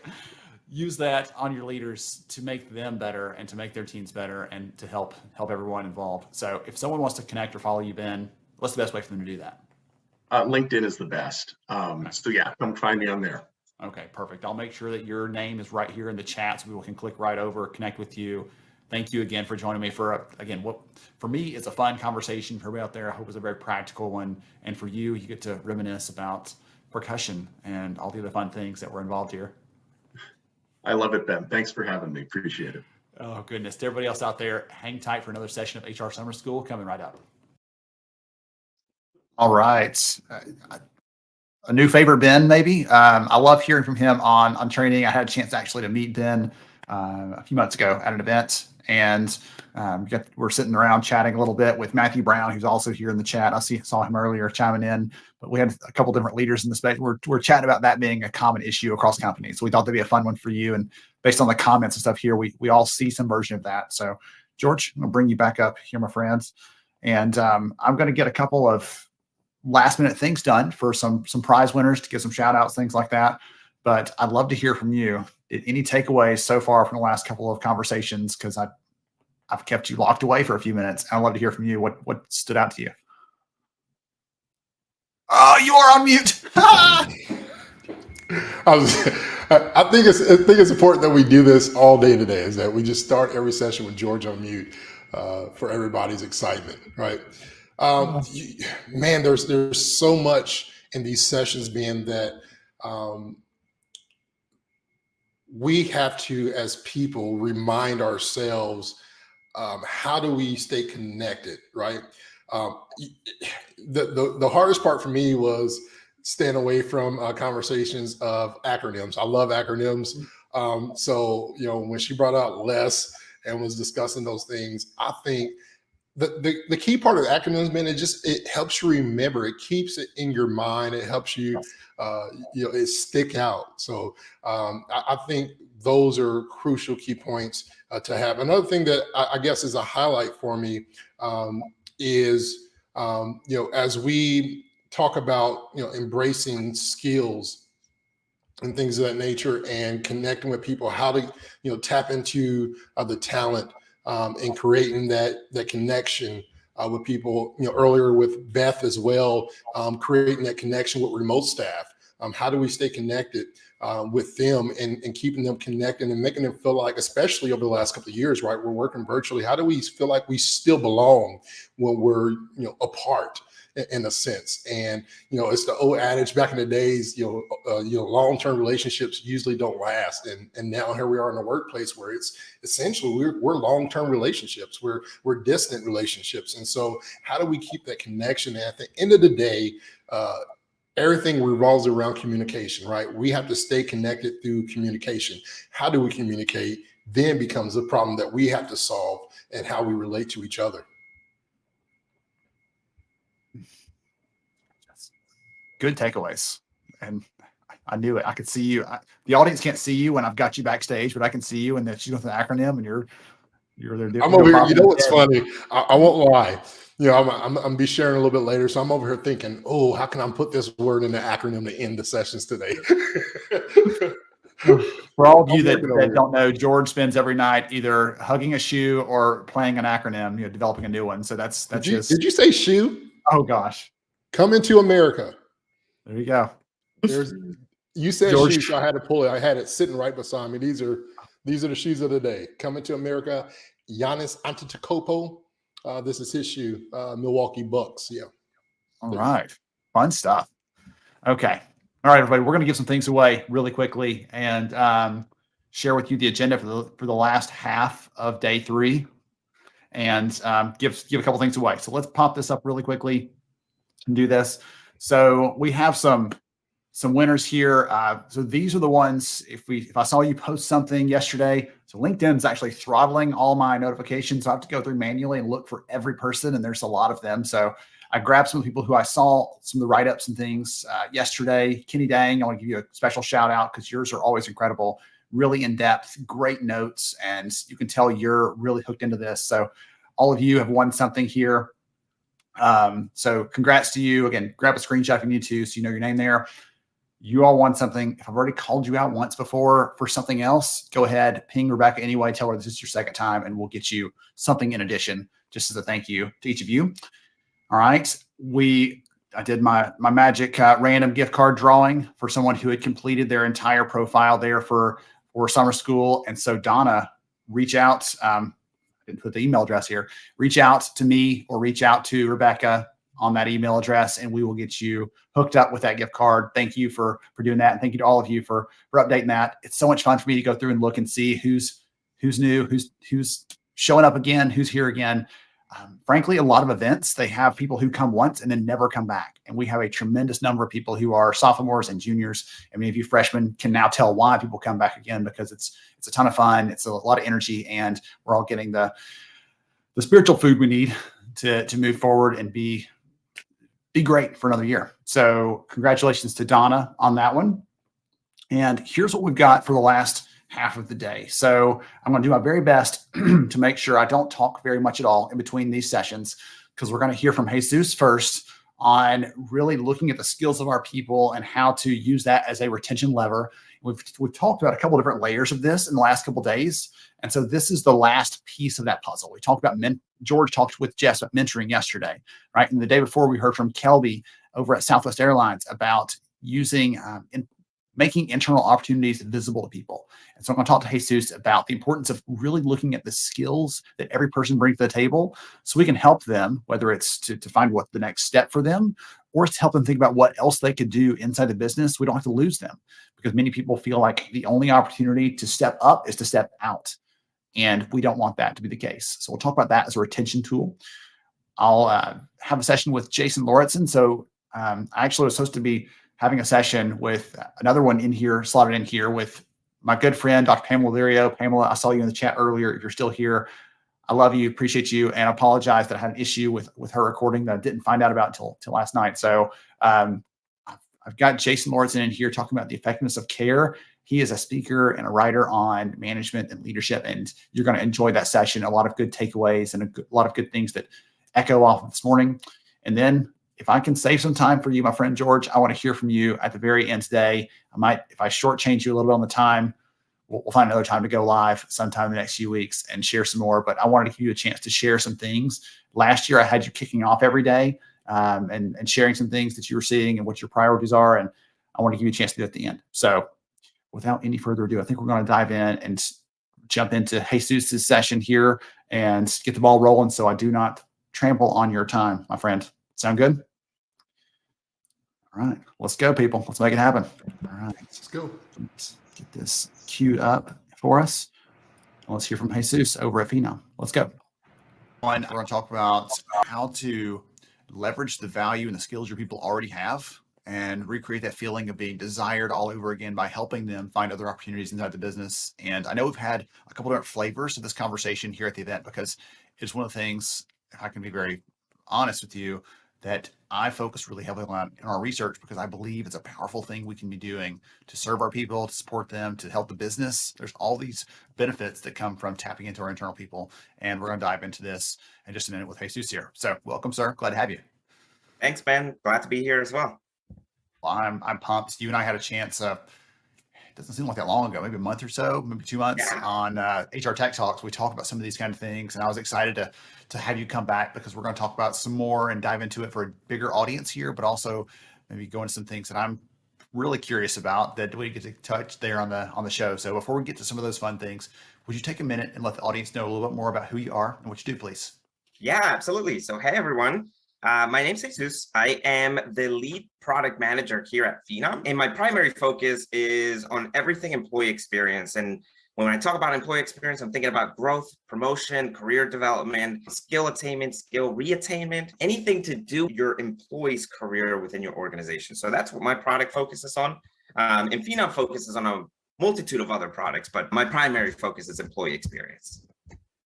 Okay, so I'm going to ask you a question right there, just off the bat. You said skill attainment and reattainment. What in the world is that? Because I'm curious.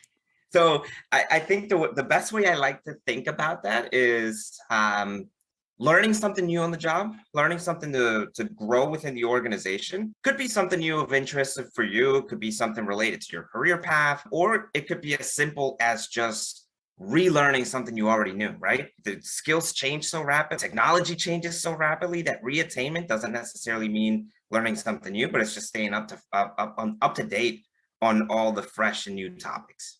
I like that. I guess it's like a refresh almost on a skill, right? Okay, but it sounds more I like to call sciencey. that. I like to call that becoming an expert. There you go. An expert in what you know today. Well, what's interesting is I'm already going off the rails from what I plan on talking about, but it's okay. All right, we'll talk about this for a second. A couple years ago, a book came out from Malcolm Gladwell, and he misquoted some research that said it takes 10,000 hours to be an expert at something. And what's interesting is the researcher who actually did the original research said, hey, that's not actually accurate. You can't just sit around and do this for a long, long time and be an expert at it. No, you actually have to be very intentional. It has to be uncomfortable practice because it has to be so intentional. And after that amount of time, you can be, an Olympic athlete or whatever, some world-class something, an NBA player. I'm trying to think of something outside of sports, like an operatic singer, at world class, but it takes that really hard stuff.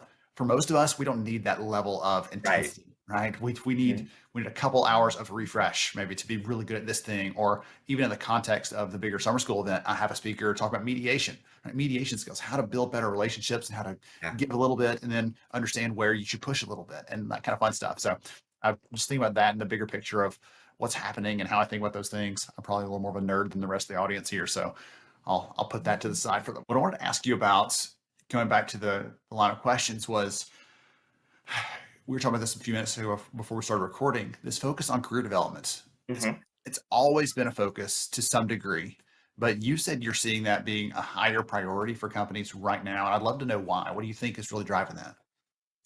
I think the market, honestly, I think the market is so competitive right now, whether you're in a hiring freeze, whether you're not in a hiring freeze. I think because the world is in our fingertips, and our fingertips being this laptop, it's just so competitive at this point in time that organizations are doing whatever they can to keep their talent. And the first step that they're really taking is promoting career development inside, right? Rather than going outside, finding somewhere else because you're either not getting the right opportunities, the right learning materials, or the support from your organization to learn and grow, that people tend to look elsewhere, right? And I think that's the big thing that organizations are trying to stop, right? How do we prevent people from looking outwards? And I think the first step is presenting a feasible career path, right? Giving employees the options, the tools to kind of raise their hand and say, I want to go do this, or maybe tomorrow I want to go do that, right? How do I get there, right? It's not just about the right visibility, but it's also the right actionability. Giving them the tools to say, I can get to this point, and here's all the different things I have to do to get there. What's the divide? You might have just covered that, but what's the divide between that visibility piece? Because that seems to be, in some cases, it's fairly simple. Hey, we have these opportunities over here. If you want one, like you said, raise your hand. But what's the difference between the gap between the visibility piece and the actual actionability? I see that opportunity. I want to go take that, or I want to go try that or experiment with that, because sometimes you might find out, hey, whoa, I was not made to be a whatever. You find that out once you start doing it. What's the gap there for most companies between helping people see those things and helping them take those? Are there culture things? Are there process? Like, hey, you have to be here a certain amount of time before you can move into that role. Like, what sort of gaps are there and barriers that are preventing people from being able to take advantage of this? I think there's two, maybe a little more than two, but I'll call out the top two that I continuously see. I think the first one is cultural change, right? There's a lot of opportunities in organizations that they don't know they're not taking advantage of. I'll give you an example, right? Mentoring comes up over and over again, and it's always like this little bucket of employees over here that kind of created their own mentoring program outside of the organization and only sits within that silo and nobody else can take advantage of it. It's these culture changes internally that have to happen to support a healthy career development for all of your employees. So that's the first part. The second part that I think, from my experiences, people tend to overcomplicate. I think it's really collecting all of the data elements that you have today, which might live in 5 systems, 10 systems, wherever, and really bringing it all together into one coherent system that says, here's what's feasible in your organization. but also here's all of the data that you didn't know you already had. Just connecting everything into a single system makes it that much easier for you to not only promote internally, but also find the right opportunities for you to develop for your employees, right? When I think about companies creating learning content, right? How do you approach that, right? I think, in my opinion, I think the first step is knowing what skills you have versus what skills you need to develop. And all of that happens when you start connecting all of these different systems together. One of the things I want to ask you is, we did a study last year on upskilling, mobility, talent mobility, things like that. And one of the things that struck me is companies said, we expect managers to tell their people what skills are important. Jesus, your leader is going to tell you what skills you should be developing and how to make sure you're up to speed. But when we asked employees, how do you find out what skills are important? 6 out of 10 said, I have to figure it out by myself. No one really tells me. And so that comes down to, I don't know if that's a culture of, we just assume you're going to ask if you need it, or we assume that you already know it, so you're not saying anything, so you must already just have it figured out.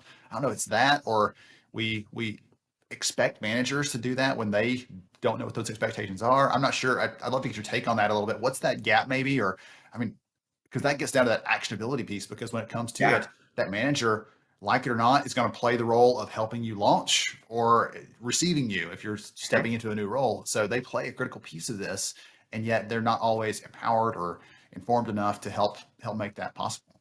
Yeah, and I think it honestly starts kind of going back to that visibility point. Some managers do a good job about knowing what skills they require for their teams, but it's all in their head, right? It's how do you share that out so that it's not just in one person's head? You know, HR, TA, recruiters, they can do so much, right? They can only do so much to say, we think these are the right skills. It's really up to manager to say, yes, these are the right skills. But I think offering them tools that simplify how do you get from 0 to something, right? As your initial step goes along. I think what I continuously hear is, I don't know where to start. And I don't know how to take this job description or this job profile and convert that to skills. And that's where we've built, different levels of parsers, different levels of industry standard data sets to kind of guide you as the manager or as a recruiter, so that you have a starting point. Even if it's not 100% accurate, it's a starting point, right? And that goes along. I think it's kind of twofold. Is managers do want to promote internally, but they don't know how. They don't know how to get that knowledge out of their head outside of doing one-on-ones. And then when you do a one-on-one, kind of expect the employee to kind of remember all of that, but it's always so much, right? How many one-on-ones do we have on a regular basis? Yes. On top of that, our regular duties, all of that is taken away from our time. And then I think number 2 is just not knowing where to start. I think if we can solve for both of those, have a place where you have a base start, but also have that same place evolve as skills evolve, and make it visible at any point in time to every employee. Have them log into your instance, find the job, find the profile. Here it is. Here's what I need. Okay, now how do I develop them?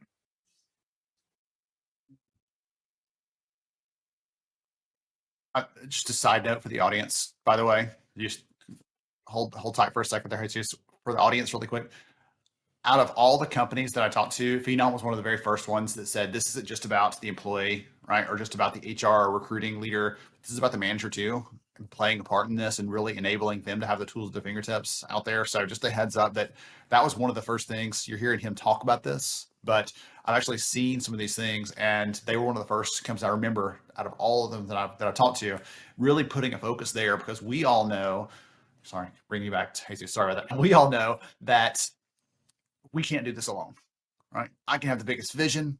I can have some cool tools. I can have, even a good solid team, but we can't do that across every person, across the entire organization, because the farther we get from our circle, the less influence, the less impact we can have, right, on each individual person. So we've got to really bring those managers along. We've actually had some good sessions here at summer school talking about making managers part of that change, culture change, possibly like you talked about, being a barrier and bringing them along that, or just, hey, we're changing these processes and we need your buy-in because we need you to be a part of the solution, not part of the problem overall. I want to go back to one of the things that you touched on a little bit there, the skills piece of this, because I feel like that's an important aspect of it. I've talked more to leaders in the last year or two. They're saying we're getting away from this very rigid and stodgy job description to more of a, we need these key skills, whatever role that we got to call that, I don't care. We just need these key skills to do this job. And how does that kind of thinking fit into this? Does that make it easier to do this leveling up and look at the career ladders and everything else? Or does that make it harder because we're getting away from this, okay, you're a 1, you're a 2, you're a 3. There's a little bit of structure to that, which makes it easier, but also that reinforces this old notion of everyone has to be in a specific job and all that. I don't know if you can answer that one or if that's even a helpful enough question to answer, but I just think about the interplay between those two things. So I think it's got its benefits and its downfalls, right? Especially when I think about leveling up in the organization, especially with AI as well in the mix, right? It's easier to promote different level from an AI perspective based on the skill requirements than it is if we were looking at just all jobs, all roles. But I think it makes it easier in the sense that you're no longer just guessing what's required, right? Now you know these skills, whether they're a basic level, experience level, whatever, these skills are my must-haves, right? I think that's always the harder part that I found is how do you identify those must-have skills? So I think there's benefits to both. I think the benefits to being more skills driven is the fact that now you're just focused on those skills. You know what you need, regardless of level, seniority, title. It's just, here's what we need. Let's find it, or let's develop it, let's buy it, whatever that looks like. Whereas the other alternative is you're focused on levels, and then you have to think about seniority levels matched to skill levels, and it makes it a little more complicated in both scenarios. But I think that's going to be more culture driven for sure. I think it's going to be based on where and how organizations are going to develop and how they're going to be promoting this new workforce or change of working in their environment. But I see benefits to both, honestly. Well, I was thinking about it through the lens of in one of the questions we asked in that study last year, I mentioned employer said the number one way we identify skills is through manager observations. And right, you mentioned one-on-ones, like those things are a key part of how we interact with our people, yada, yada, yada. The problem is that's also the most biased observation point there possibly can be. So we're not looking at their actual, something objectively. We're not pulling back and saying, okay, we're going to see everyone the same. No, it's, Jesus was late this last week, twice because he's got to drop his dog off at the vet or whatever else. And I'm rating him today. And so, man, he's not very good. His skills are not very great or whatever else, even though that has no influence on their actual performance potentially. Yeah. And so, right, all those potential biases that can creep into that, that's the thing that I get. That's why I came back to the skills piece of this over and over again, because if we can focus on that, if we have an objective way of looking at that, it can help us to reduce the bias, to level the playing field for each individual, but also demographically as well, right? Hey, by the way, you never thought you'd be qualified for this job, but you're an 80% match for that one. So why don't you go for it? Because you actually you're highly qualified to meet whatever the demands of that job might be. And that person, it may be a woman for a leadership role. It may be, right, a person of color for a development role. And they never thought they'd be able to step into that. But it's so much fun to see those opportunities start to open up for people when they realize, hey, wait a minute, those whatever things I thought were holding me back, if I've got the skills, that's what really matters. Yeah, and that's a great point too. And I can't remember where I heard this, but I heard from someone, it might have been a customer I was working with, but managers tend to probably see maybe 10 to 20% of the work you're actually doing on a day-to-day basis. Where it becomes crucial is involving your peers, right? When you think about projects you do in your day-to-day life, whether that's personal projects, work projects, you're almost always going to be interacting with someone but your manager until the work is complete, right? Then you interact with your manager and say, hey, I've completed this work. Look what I did. Results, right? And all your manager is going to see, okay, you completed them. I guess you're a 10 out of 10. Or you completed them, but maybe it was delayed by a week. So now you're a 5 out of 5. Where your peers is really where I think some of that validation also has to come into play, because they're the ones that are seeing you work day in and day out in terms of all of the different projects you're uptaking and all of the different skills you may not even know that you have, but others might see it and say, oh, you have this skill. Let me endorse you, or let me tell you that, hey, you should probably put this on your profile. Yeah, but I'd love to know what you think separates those companies who end up getting good results from this, from those who keep striving, keep struggling, keep trying, but never quite hit that. I think if I had to give a simple answer, I think is there's those that just want the bare minimum and are satisfied with it. And then there's those that are really serious about this. It's not going to happen overnight. Absolutely not. And it's also not going to happen if you just, put a Band-Aid on. It's got to be something you focus on continuously, right? Your employees are going to change. So how do you evolve with it? You just have to stay on top of it, evolve with it, but also be dedicated to it. Words of wisdom there. Some encouragement too, that it is possible, right? You've seen people be successful with this. It is possible for everybody out there listening, that this isn't some unattainable, quest that you're never going to quite finish. So this is a little more closed-ended. So if someone wants to connect with you, is LinkedIn the best way, or should they connect on the Phenom website? What's the best way for them to reach out? Yeah, you can shoot me a message on LinkedIn if you want to connect. You can also visit our LinkedIn page. We have YouTube pages, we have Facebook pages. You can also visit our Phenom website, it's phenom.com. Any of those methods, happy to connect.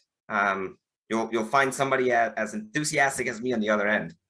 Wonderful. Awesome. I'm going to make sure and tag your LinkedIn handle over here in the comments so everybody can reach out and connect with you.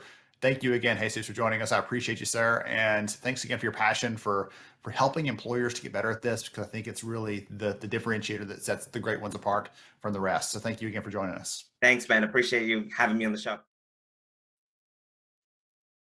Right. Goodness. Jesus, I love hearing from you, my friends. Great job and well done. Good encouragement there that this is possible, that we can solve some of these problems. Absolutely.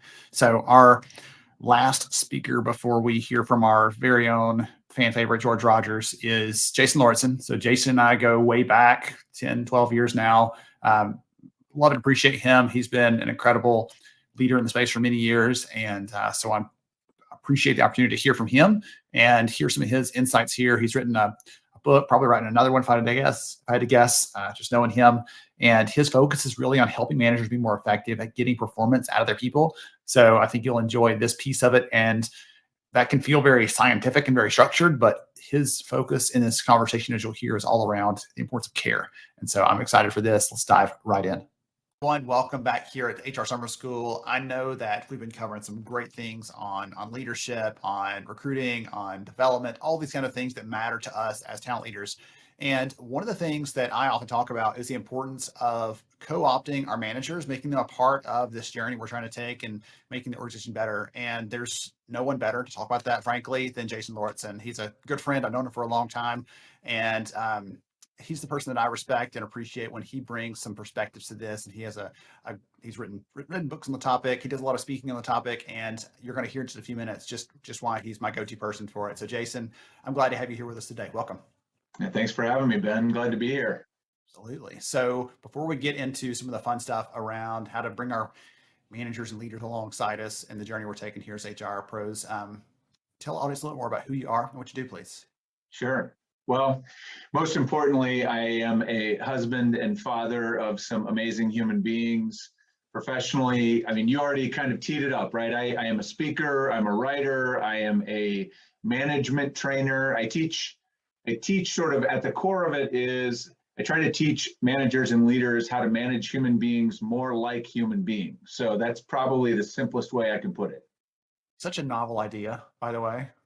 Crazy, right? All the books want to make it about calculus and like, are you doing this thing? Are you, planning and organizing and controlling and all those other things? You're like, no, how about we just stop doing those things and treat them like people that want to do a great job? And how do we unlock that and help them do the rest?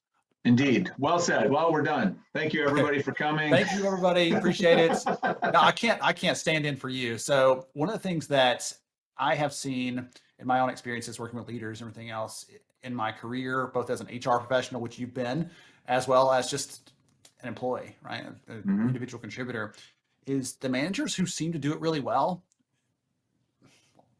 for lack of a better word, they just care, right? They actually care. And I'd love to get your take on that. What is the value of that? What is the focus on that? And what is the return on that, I guess, maybe even as a manager skill when it comes to the workplace today?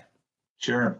Well, I think you nailed it. Caring is the differentiator between effective managers and non-effective managers. It is that simple. If you don't care about your people, if you don't demonstrate care for your people, you will not succeed in the long run. If if your success is dependent on leading a team and inviting people to elevate and perform, you can't get there without care. And so that, you're right, that's at the heart of it.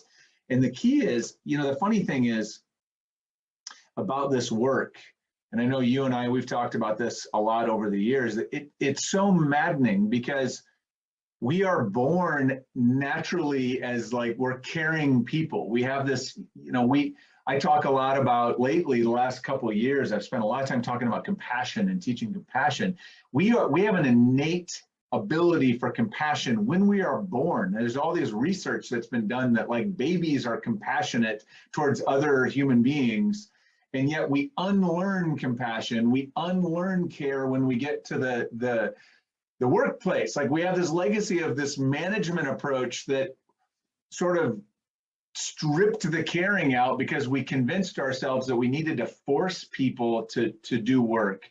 And it's ridiculous. And so we're really trying to unlearn a bunch of garbage that was piled on us in management training over the years and get back to what we already innately are wired to do, which is just to show up and be kind to other people, to care, to see other people, to acknowledge and validate other people. Like that's naturally within us, but we've got to get back to that kind of core essence and set it free. One of the stories, the summer school crew here might have heard it before, so apologies if you have, but one of the stories that illustrates that so well for me is when my very first HR job out of college, I was so pumped up and they said, hey, we're going to actually do a supervisory training this week. You join them because you're kind of, you know, supervisor light. You need some of the same kind of trainings. Okay, great. And so we spent 5 days for a couple hours a day watching videotapes of all the don't do this, don't do that. Here's all the legal pitfalls. And when I finished, I kind of raised my hand and said, hey, we know what we shouldn't do now. When are you going to tell us what we should be doing? You know, we're going to aspire to. And I don't know what your take is on that. Why do we default to those sort of, hey, just don't do this, don't do that, instead of giving that other side of it, like you talked about, that really the ability to unlock the best people have to bring? And why do we focus on the other side of that so much? So I say this with love. I'm gonna be careful here because I love all my peeps in HR. I spent a decade of my life in HR, but it's HR's fault. And it's because, unfortunately, we, somewhere a long time ago, it's not the fault of any of you that are here today. It's not your fault. It's a legacy. We were convinced, we were told, we've been sort of tricked into thinking that our job is to eliminate risk. Right? We're supposed to eliminate risk from the organization, eliminate risk from this employment relationship. And that is utter nonsense. Utter nonsense. Because if you work fundamentally is a relationship. It's a relationship between the employee and the manager, the employee and the organization. Try to imagine a relationship in your life that was completely devoid of risk. Like, it would be terrible. Right? Caring for someone is involves risk. Loving someone is the most risky thing that you can do because they might not love you back. They might someday decide they don't, maybe they used to love you, they don't love you anymore. They might hurt you is the most risky thing you can do. And the fact that we've built a system of management around eliminating risk has stripped the humanity out of it. And so we HR have to own putting the love back in, putting the care back in. We have to, like, what is riskier? Like, I would make the argument that it is far riskier to not care about someone, to treat someone like a machine or a number, than it is to care about them too much, to get too close to them, to maybe accidentally know too much about their personal lives. Like, that is it. Like, it is way riskier to not know than it is to know. And that's the world we live in now, but still our systems are all designed around, like, eliminate that risk, get that risk out of here. And we've got to undo that. When you said a minute ago, the first about there's no relationship without risk, I'm like, well, there are relationships without risk. It's those ones that are very transactional that don't really mean much to me, right? The people that are farthest on the outside of my circle, they're the ones that it's okay, right? That doesn't really matter to me. But the closer they are, the more sticky I want those relationships to be, the more risk there is there because I'm having to put myself out there and hope that they reciprocate. That's a really amazing way to put that. I've never saw vulnerability, right? Brene Brown, right? Our sage. It's all about vulnerability. You can't be in a really great, strong, healthy relationship without making yourself vulnerable, period. And vulnerability is all about risk. So we've got to figure out how to bring that back into the management equation. So I'm sure everybody listening into this is probably in the chat right now, like, yeah, high fives, all these things. That's a great concept in an abstract sense. What do we do? How do we actually make that happen? Because that often is the next question. Okay, like, yes, we're on board, Jason. We agree, like care and compassion, like those things matter. Now what? Well, I have perhaps a really, really simple solution to this. 47 steps, ready, go. Yep, here we go. The answer to this, the answer where it starts, the most important thing that we can teach our managers, if we want to bring this, bring the love back in, bring the compassion back in, the most important thing we can teach them is how to effectively check in with their people. How to check in a way, and I'm not talking like the, hey, Ben, how are you? The passing hallway comment where I don't even really listen to what you say. It's just I'm supposed to say something, and so I say that. That's not what I'm talking about. What I'm talking about is a real check-in, an authentic check-in where you really want to know what's going on with them. You want to understand where they are. And so, and there's some really simple ways to teach people to do this. And so if you're game, I'll walk you through. It's like simple steps, four steps. You ready, Ben? For sure. All right. So it starts with changing our question a little bit. And the simplest one is, so rather than how are you, which when I ask how are you, what do people say? Fine. Good. Fine. Busy, yes. Right? Don't have time to talk to you about this nonsense. Busy. Whatever it is, you get one word, tells you nothing. So here's the slight change you start with. Ben, how are you today? Scale from 1 to 10. You want a real answer to this? Yeah, tell me. All right, let's go for it. 8. 8. All right, awesome. That's maybe a notch or two higher. What's contributing to the 8? Number 1, I'm talking to Jason Morrison, who I love. But number 2, I'm actually back with my kids after being away for a few days, and so I've missed them terribly, and just glad to be back home. That's fantastic. Now, normally, right, we don't have time today. I go deeper in that. And 8 is a good signal. You're in a pretty good place. I just want to celebrate sort of where you are. I'm excited that you're home with your kids. I'd probably talk about how much I love coming home to my kids when I'm traveling. Like, we connect, right? It's an opportunity for connection. Now, you'll notice I asked the first question, 1 to 10. What that did was, it didn't take you any longer to say 8 than it did to say fine. The difference is when you say fine, I know nothing about what's going on. When you say 8, I now have a glimpse into where you're at, and it allowed me to ask the follow-up question, which was, tell me a little bit about what's going on. Now, if you had said 5 or 2, that would have been a completely different conversation, right? If you're at a 2, that's a cry for help, right? I'm like, man, God, that sucks, Ben. Like, what's going on? Is there something you are comfortable sharing? What's contributing to that? And now we're into the conversation that matters. If you said 5, which is sort of my favorite, that middle range, it's like, okay, safe answer. Peg, right? Safe answer, right? They're trying to say fine. And you're like, all right, well, what's going well? And you'd say a couple of things. And then I'd say, okay, well, what's the gap between 5 and 10? Like, what's missing? What would move you towards that 10? Well, then you'd start telling me what is holding you back, sort of what you're struggling with, what you need, what your gaps are. Now I'm having a conversation with you about what matters. That is a proper check-in. So first question is, how are you 1 to 10? Then you ask the follow-up, right? Whatever they say is an invitation to a real conversation. Next, listen, shut up and listen, which we don't do very well. Really, really, really listen. And then based on what you hear, either what they say or what they don't say, right? Number 4, find a way to provide some support, whatever that is, right? It could be, and support can look like, if you're having a great day, it's acknowledgement, it's recognition, it's celebration. If you're struggling, it's how can I help? Or, hey, would this be helpful to you? That's it. You teach managers how to do that, teach them how to do that effectively. It's a game changer. Everything changes. What I love about that is, again, I'm the data guy, right? I love numbers. I love it. when you get, I could answer a 4 through a 7 probably and say fine, but giving a little more granular answer there, you get to start picking up on, okay, I really understand whether they truly mean fine, they really are good, or if fine, like even that doesn't tell you enough. You know, maybe they are just tired. So I love that you dive into those things. You got to challenge me a little bit there. Would you like to challenge the audience a little bit on this one? I want to give away a couple copies of the book, if you're okay with that. Absolutely. So yeah, go for it. well, I was just going to say, here's the thing with this. Yeah. I know it sounds so simple up front. And in HR, oftentimes we're like, great, I'm going to go teach this. And I would say pause for a second, because the best thing that you can do before you start telling everybody else to do this is you need to do it.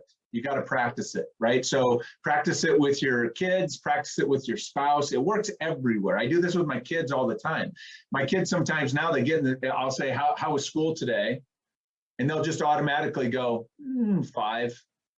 And then we're going to have the conversation, right? They know it's coming, right? So it changes your conversations. Practice at home. When you're checking in with a manager, which you should be doing if you're in HR, you're checking in with your internal folks you support, start using it with them, right? How are things going with your team? 1 to 10. How are you doing today? How's your mental health? 1 to 10. Whatever it is, start using it and then start teaching it, because you'll see the magic in it. They'll start to feel it. Then you start teaching them what it is. So my challenge to you is to pick 3 people right now who you're going to check in with in the next 24 hours and put the first names of those 3 people in the comments and commit to it. This is your commitment. You're going to go do it. And then after you do it, come back and tell me, send me a message, connect with me on LinkedIn and tell me how it went. Yes, I love that. Perfect. Okay. And I'll be watching the chat here. So those of you putting some names in there, I'm going to go on trust here and say, if you're putting some names out there that you're really going to do this, and we're going to go ahead and pick a handful of you right now to get a copy of Jason's book, because I know you've all enjoyed this so much. And for those of you that are chiming in, they're taking active part in this session, you're going to enjoy that even more, because it goes so much deeper into the things that Jason's been guiding leaders, guiding managers over the years, and really helping them to level up their performance and to get, I guess, to feel more comfortable with taking some of that risk on the relationship side, if you will. And so I love that this conversation went in that direction. Jason, thank you again for joining us. If someone wants to learn more about your work, you mentioned connecting with you on LinkedIn. Is that the best way to do that? That is, yeah, LinkedIn is great. The other place is my website, jasonlorton.com. Come find me, reach out, or jason@jasonlorton.com if email is your jam. Just come find me. I love connecting with people. Okay, wonderful. Thank you again. And to all of you that just won a prize, keep your eyes out. We'll be mentioning those winners in just a minute. Thank you again, Jason, for joining me. I really appreciate you spending some time with us and your passion for helping managers out. I know sometimes it feels like we have this relationship with them sometimes in HR, and I love that you're helping to bring us together, to work together, to create better workplaces. Let's make it happen. Thank you for your work. Appreciate you, Ben. Absolutely. To all of you out there, hang tight for more HR Summer School coming right up. Goodness, told you you'd enjoy that so much. I love Jason, appreciate his perspective on things and some of the practical tools and things. The 1 to 10 is a quick and easy thing that we can all start doing today. This isn't a 6-month, I'll figure out how to build this behavior in, but it's go do it right now. And I'm grabbing some names over here from people who are posting and chatting. So I'm going to grab a couple of those names. I'll share those at the very end to give you, send you a copy of Jason's book, and just a thank you to him for speaking and to encourage you as well. So I'm about to step back off the stage, bring George up and let him share with you. He's got 10 minutes or so. He's going to spend some time sharing with you things that are on his heart. I said, I don't have any clue exactly what he's going to talk about. So I told him he had the open mic for a little bit. So he could either do a little karaoke, or he's actually going to bring some wisdom, as we probably can expect him to. So without any further ado, I'm going to bring you in, George. I appreciate you. There we go. Appreciate you. Looking forward to hearing from you. I know the audience is as well. We've got about 10 minutes and you and I will wrap this thing up. Appreciate it, Ben. And I appreciate everybody here joining us today. I really want to challenge, and if we were to theme this, this next 5-10 minutes that I have with you, I really want to challenge on the shifting the mindset of HR. And as always, George, education for you is, when I think about shifting, right, we go back to the fundamental. What does it mean to shift something? It's literally to move or cause to move from one place to the other. And so shifting your mindset, and because I love acronyms and I don't have one, I'm just going to make up one on the spot and make sure it makes sense. But when I think about shifting the mindset, and we're talking about moving from one place to another, when I think about shifting for us as HR leaders, for us to shift, SHIFT, stay humbled in frontline trenches. There it is, spontaneous, off the top of the head. I spelled it right. Stay humble in front. Yeah, there we go. Stay humble in frontline trenches. I want to make sure that, because we have the opportunity to really grow and develop, build relationships, impact lives on a daily. And I think it's important for us to make sure we remain humble in the process, because what happen in life is that eventually, if you're not humble, you'll become humbled by a circumstance or situation. And so for the next 5 or 10 minutes, I really want to talk about the impact, as we've seen in the last few years, about diversity and inclusion, and really talk about shifting the mindset in the hiring practice. And I'm going to share with you some great stats that we found on that. So when we talk about shifting the mindset, and for me, taking another notch and saying paradigm shift, right? A fundamental change in approach, and really moving it. Our minds that control the thoughts and our actions, right? It's the element of a person that enables them to be aware of the world, their experiences, how we think, how we feel. It's literally the faculty of our conscious thought, right? And so life is a series of choices. It's not a series of chances. And it's our responsibility as people to really understand, when we're bringing a team and we're creating culture and we're hiring new employees and we're going through the interview process, that we take the time to really focus on what really matters. The change has happened. People want to work in a place where they are seen, where they are heard, and where they are appreciated for who they are and for who they really are, not for who the company wants them to be. And that includes the hiring practices that we make. It's the hiring processes that we have. We have become a witness to people finding their identity, and in return, it has impacted the way they view themselves as an employee, right? In the workplace, with virtual, with everybody having time off from work during the pandemic, they found themselves in their identity.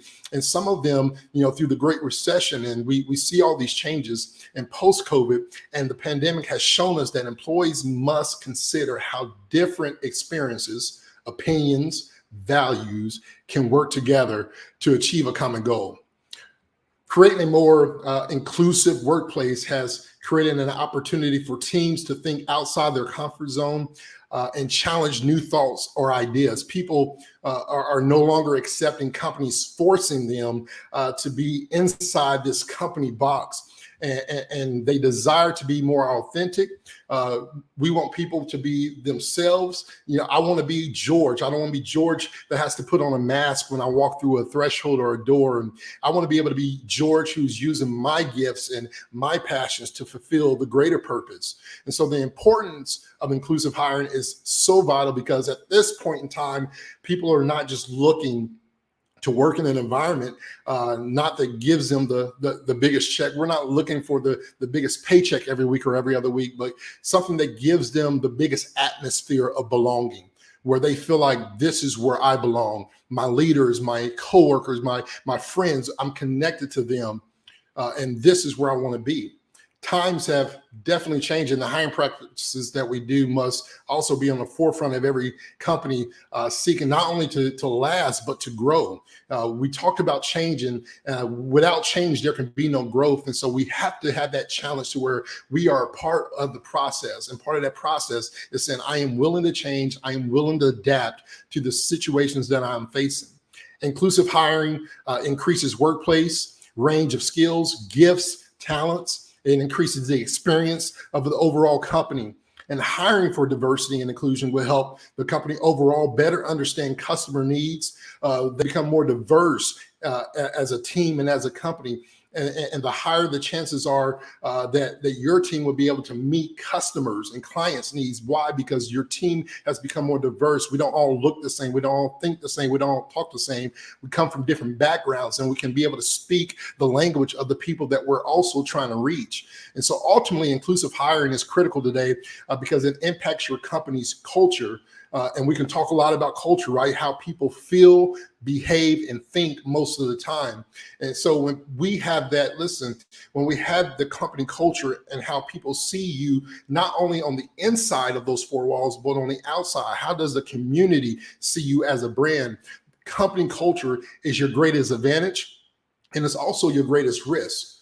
The culture you have is a reflection of your thoughts of your team and how people are thinking there. So companies may champion equal opportunity more often than not. Paychecks don't always reflect these things. And so what does it look like in these areas? And I want to bring in my best friend Ben's key words, data, right? We want to talk about data. What does data show us in these things? So I want to show you and give you some of these things. Diversity and inclusion in 2022, recent stats, diversity and inclusion is the #1 priority for talent leaders this year.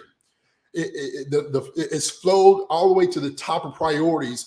From a few years ago, it was always in the mix, but it has jumped into the #1 slot as more companies are going beyond DE&I as a checkbox activity. And yes, we have people on the staff, but it's truly diverse. People that are part of the strategy teams, people that are part of the D&I groups are inclusive. They are diverse. And so as we continue to grow these things, we're offering tangible ways to support this. The following points give us some clear ways employers can make this a priority in the hiring process. #1, approximately 1 in 3 employers are looking to add diversity hiring tools to their technology stack. Options for these system ranges, for example, systems that help remove gender language from job postings, tools that help to target and engage pools of diverse talent, right? You got features that blind bias, inducing information on resumes like names. We talked about that, how sometimes names, I'm so glad, well, I don't know why, but my mom named me George, and George just fits on any, but the seriousness of what that blind bias inducing information on resumes like names and colleges and other subjective data. Other things that include is assessments that allow every candidate to show off their abilities. Be judged on that, not judged on what the paper says, not judged on my experiences and the other jobs that I was not able to get because I didn't have the resume. We're strictly judging on the ability that I can do this, right? And so not just some statistic and static resume, but true information of who George is. We can change a lot of these things, even in the conversation in the hiring practice of getting to know George. Instead of the standard, let's throw away the traditional questions of interviews, right? Let's throw those away and really bring into the forefront of getting to know the person on the other side of the table.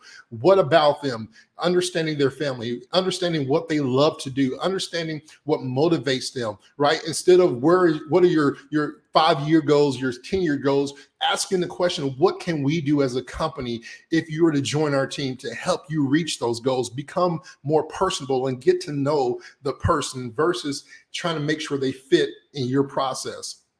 The #1 priority for candidates in the hiring process, knowing the start of pay, right? The #1 priority candidates have today in the hiring process is knowing the starting pay for the job.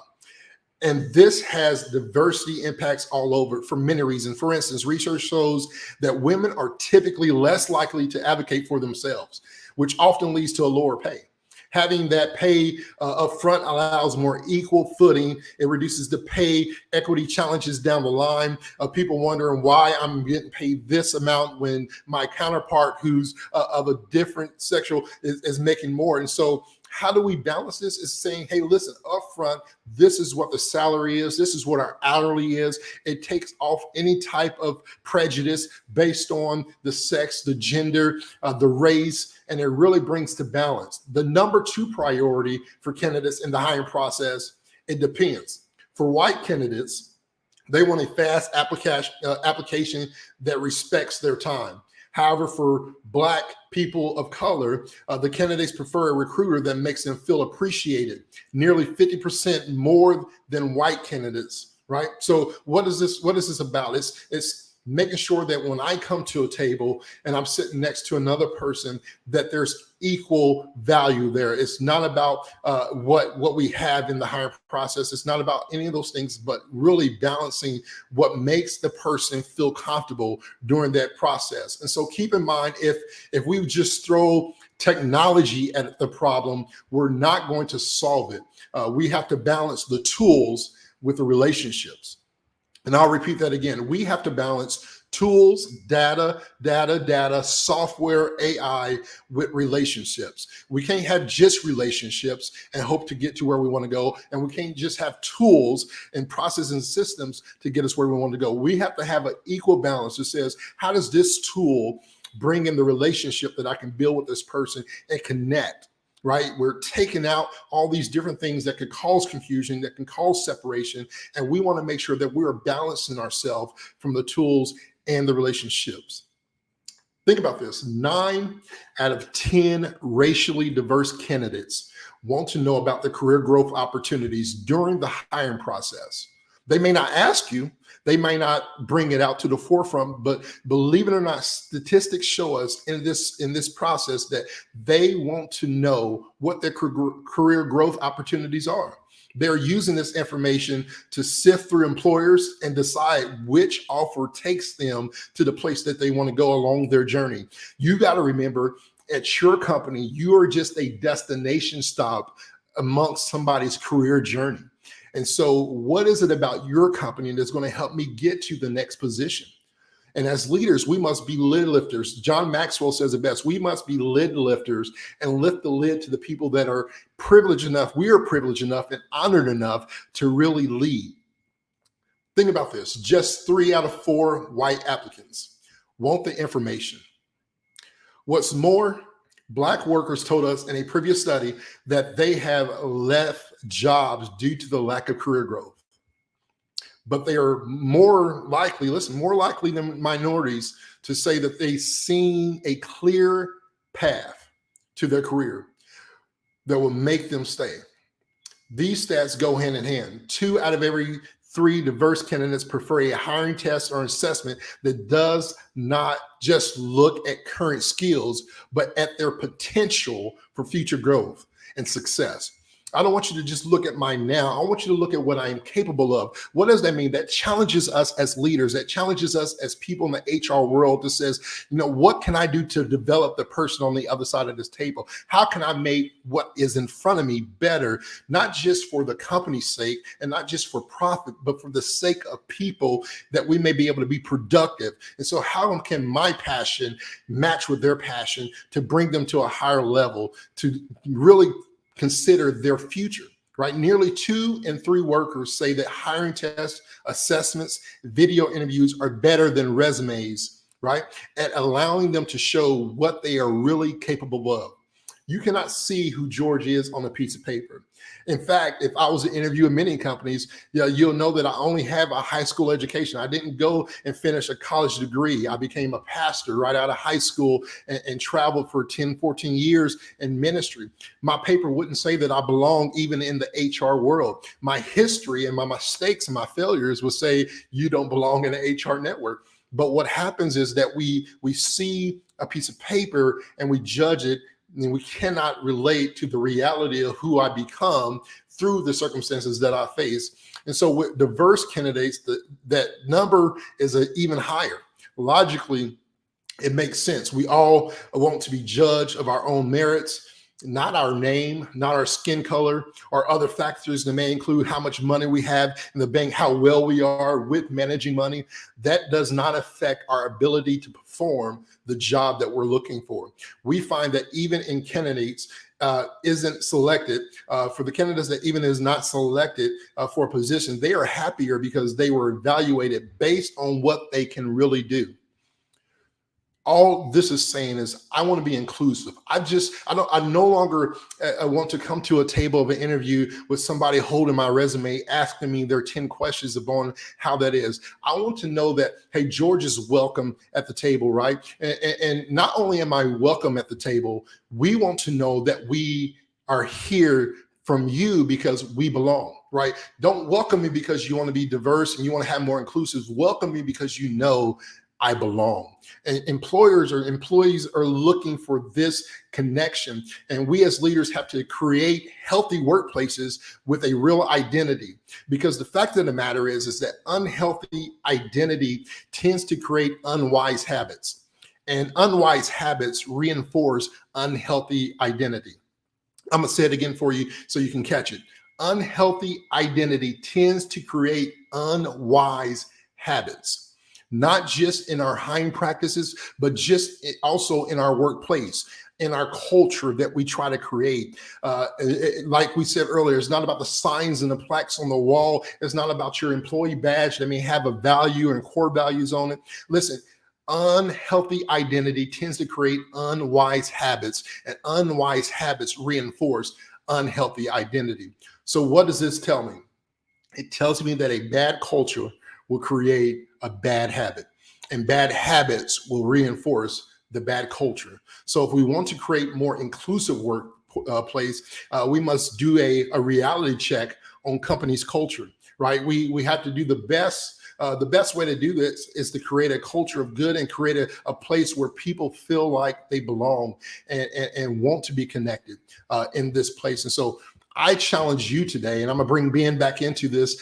You want to join me, Ben? I don't know how much time we have, and I've just been talking and ranting over here. But we have to create that culture in that workplace, and it starts with us releasing what has always been to what should be, and then what could be done in the future. Oh my goodness. It would probably be weird and awkward for me to stand up and clap right now, but I really want to. George, that was incredible. Well done. I love hearing you share because you share from your heart. And even though you're bringing the data. Yes, I need a shirt that just says hashtag data on it. Just I need to figure that one out.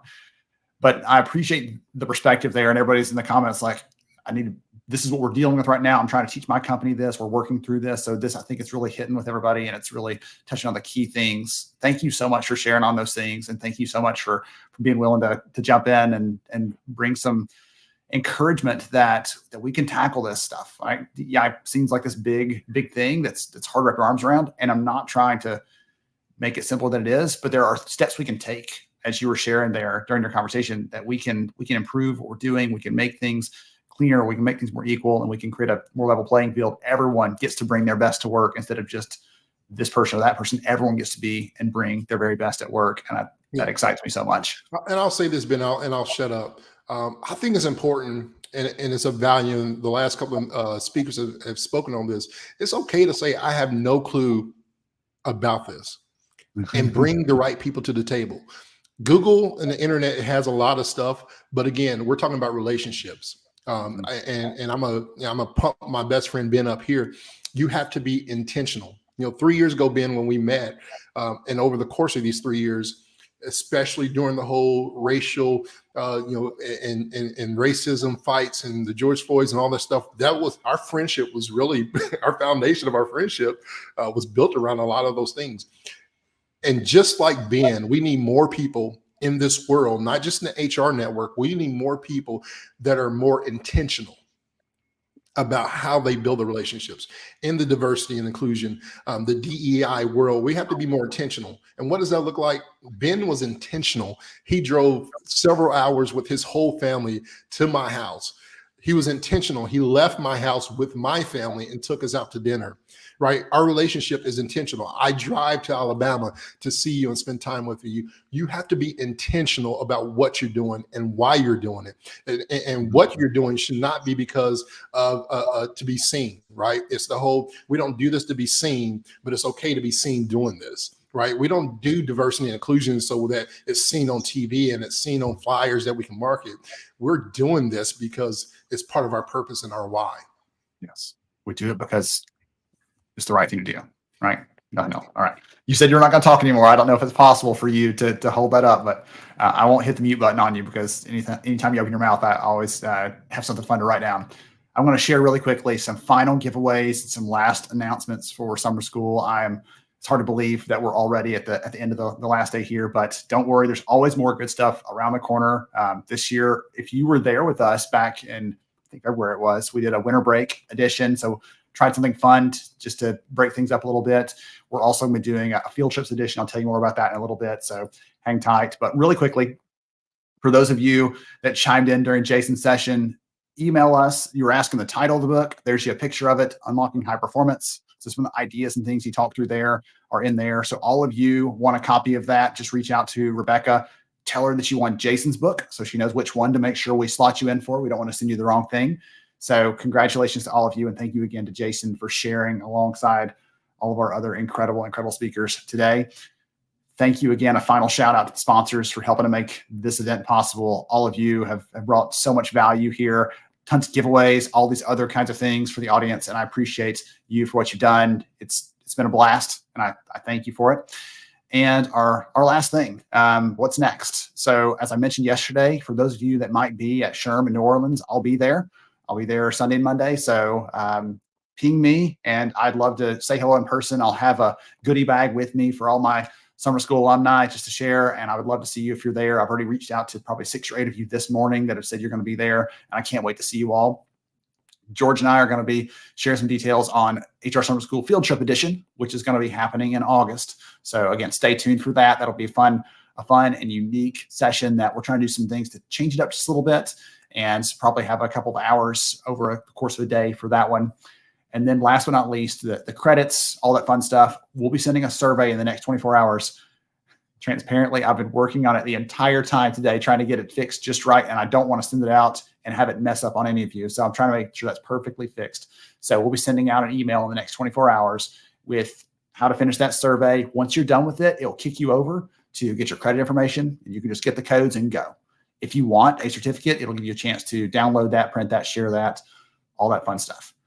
And as I'm sharing this, I'm thinking, how did I get stuck with all the announcements and George got to have the fun conversation? I'm not sure how that happened, but here we are. So thank you all to all of you for what you mean to George and I, for what you mean to each other as well. Every single one of you who have been here this week, sharing, commenting, hey, I learned this new thing. Oh, here's my tip for that. All those things, any one of them individually is wonderful. But as you start to see them sort of building on top of each other, that's what this community is all about. That's why the shirt this year is all about community, because that's such an incredible part of what we all need, especially with some of the things we've heard, the burnout, the challenges, everything else we faced. So just want to say a final thank you to every one of you. George, thank you, my friend. I appreciate you so much, and you bring so much to all of us here, and I'm thankful and honored to know you. Man, it's awesome. You know what's crazy? At the end of every school year, does anybody else get emotional? Like you start crying, or you think about crying at the end, you're like signing yearbooks, and man, I'm sad that it's ending, but hey, listen, let's stay connected and let's help each other. Let's truly be united. Awesome. Wonderful. To all of you, thank you so much for being out there, for serving your companies, for serving your people. Those of you who are trying to get a job in HR, again, stay connected to the community, connect with each other online. We'll be giving away some prizes in the coming weeks for people who are sharing their learnings from this and postings and all that stuff. So we'll be continuing to do that. Again, we appreciate every one of you for what you've done for participating in this event. It warms my heart on so many levels. And this is the single best thing I get to do all year long. I look forward to it all year. Thank you all. I hope you have a wonderful rest of your week. Go out there, be kind to somebody, and we appreciate you.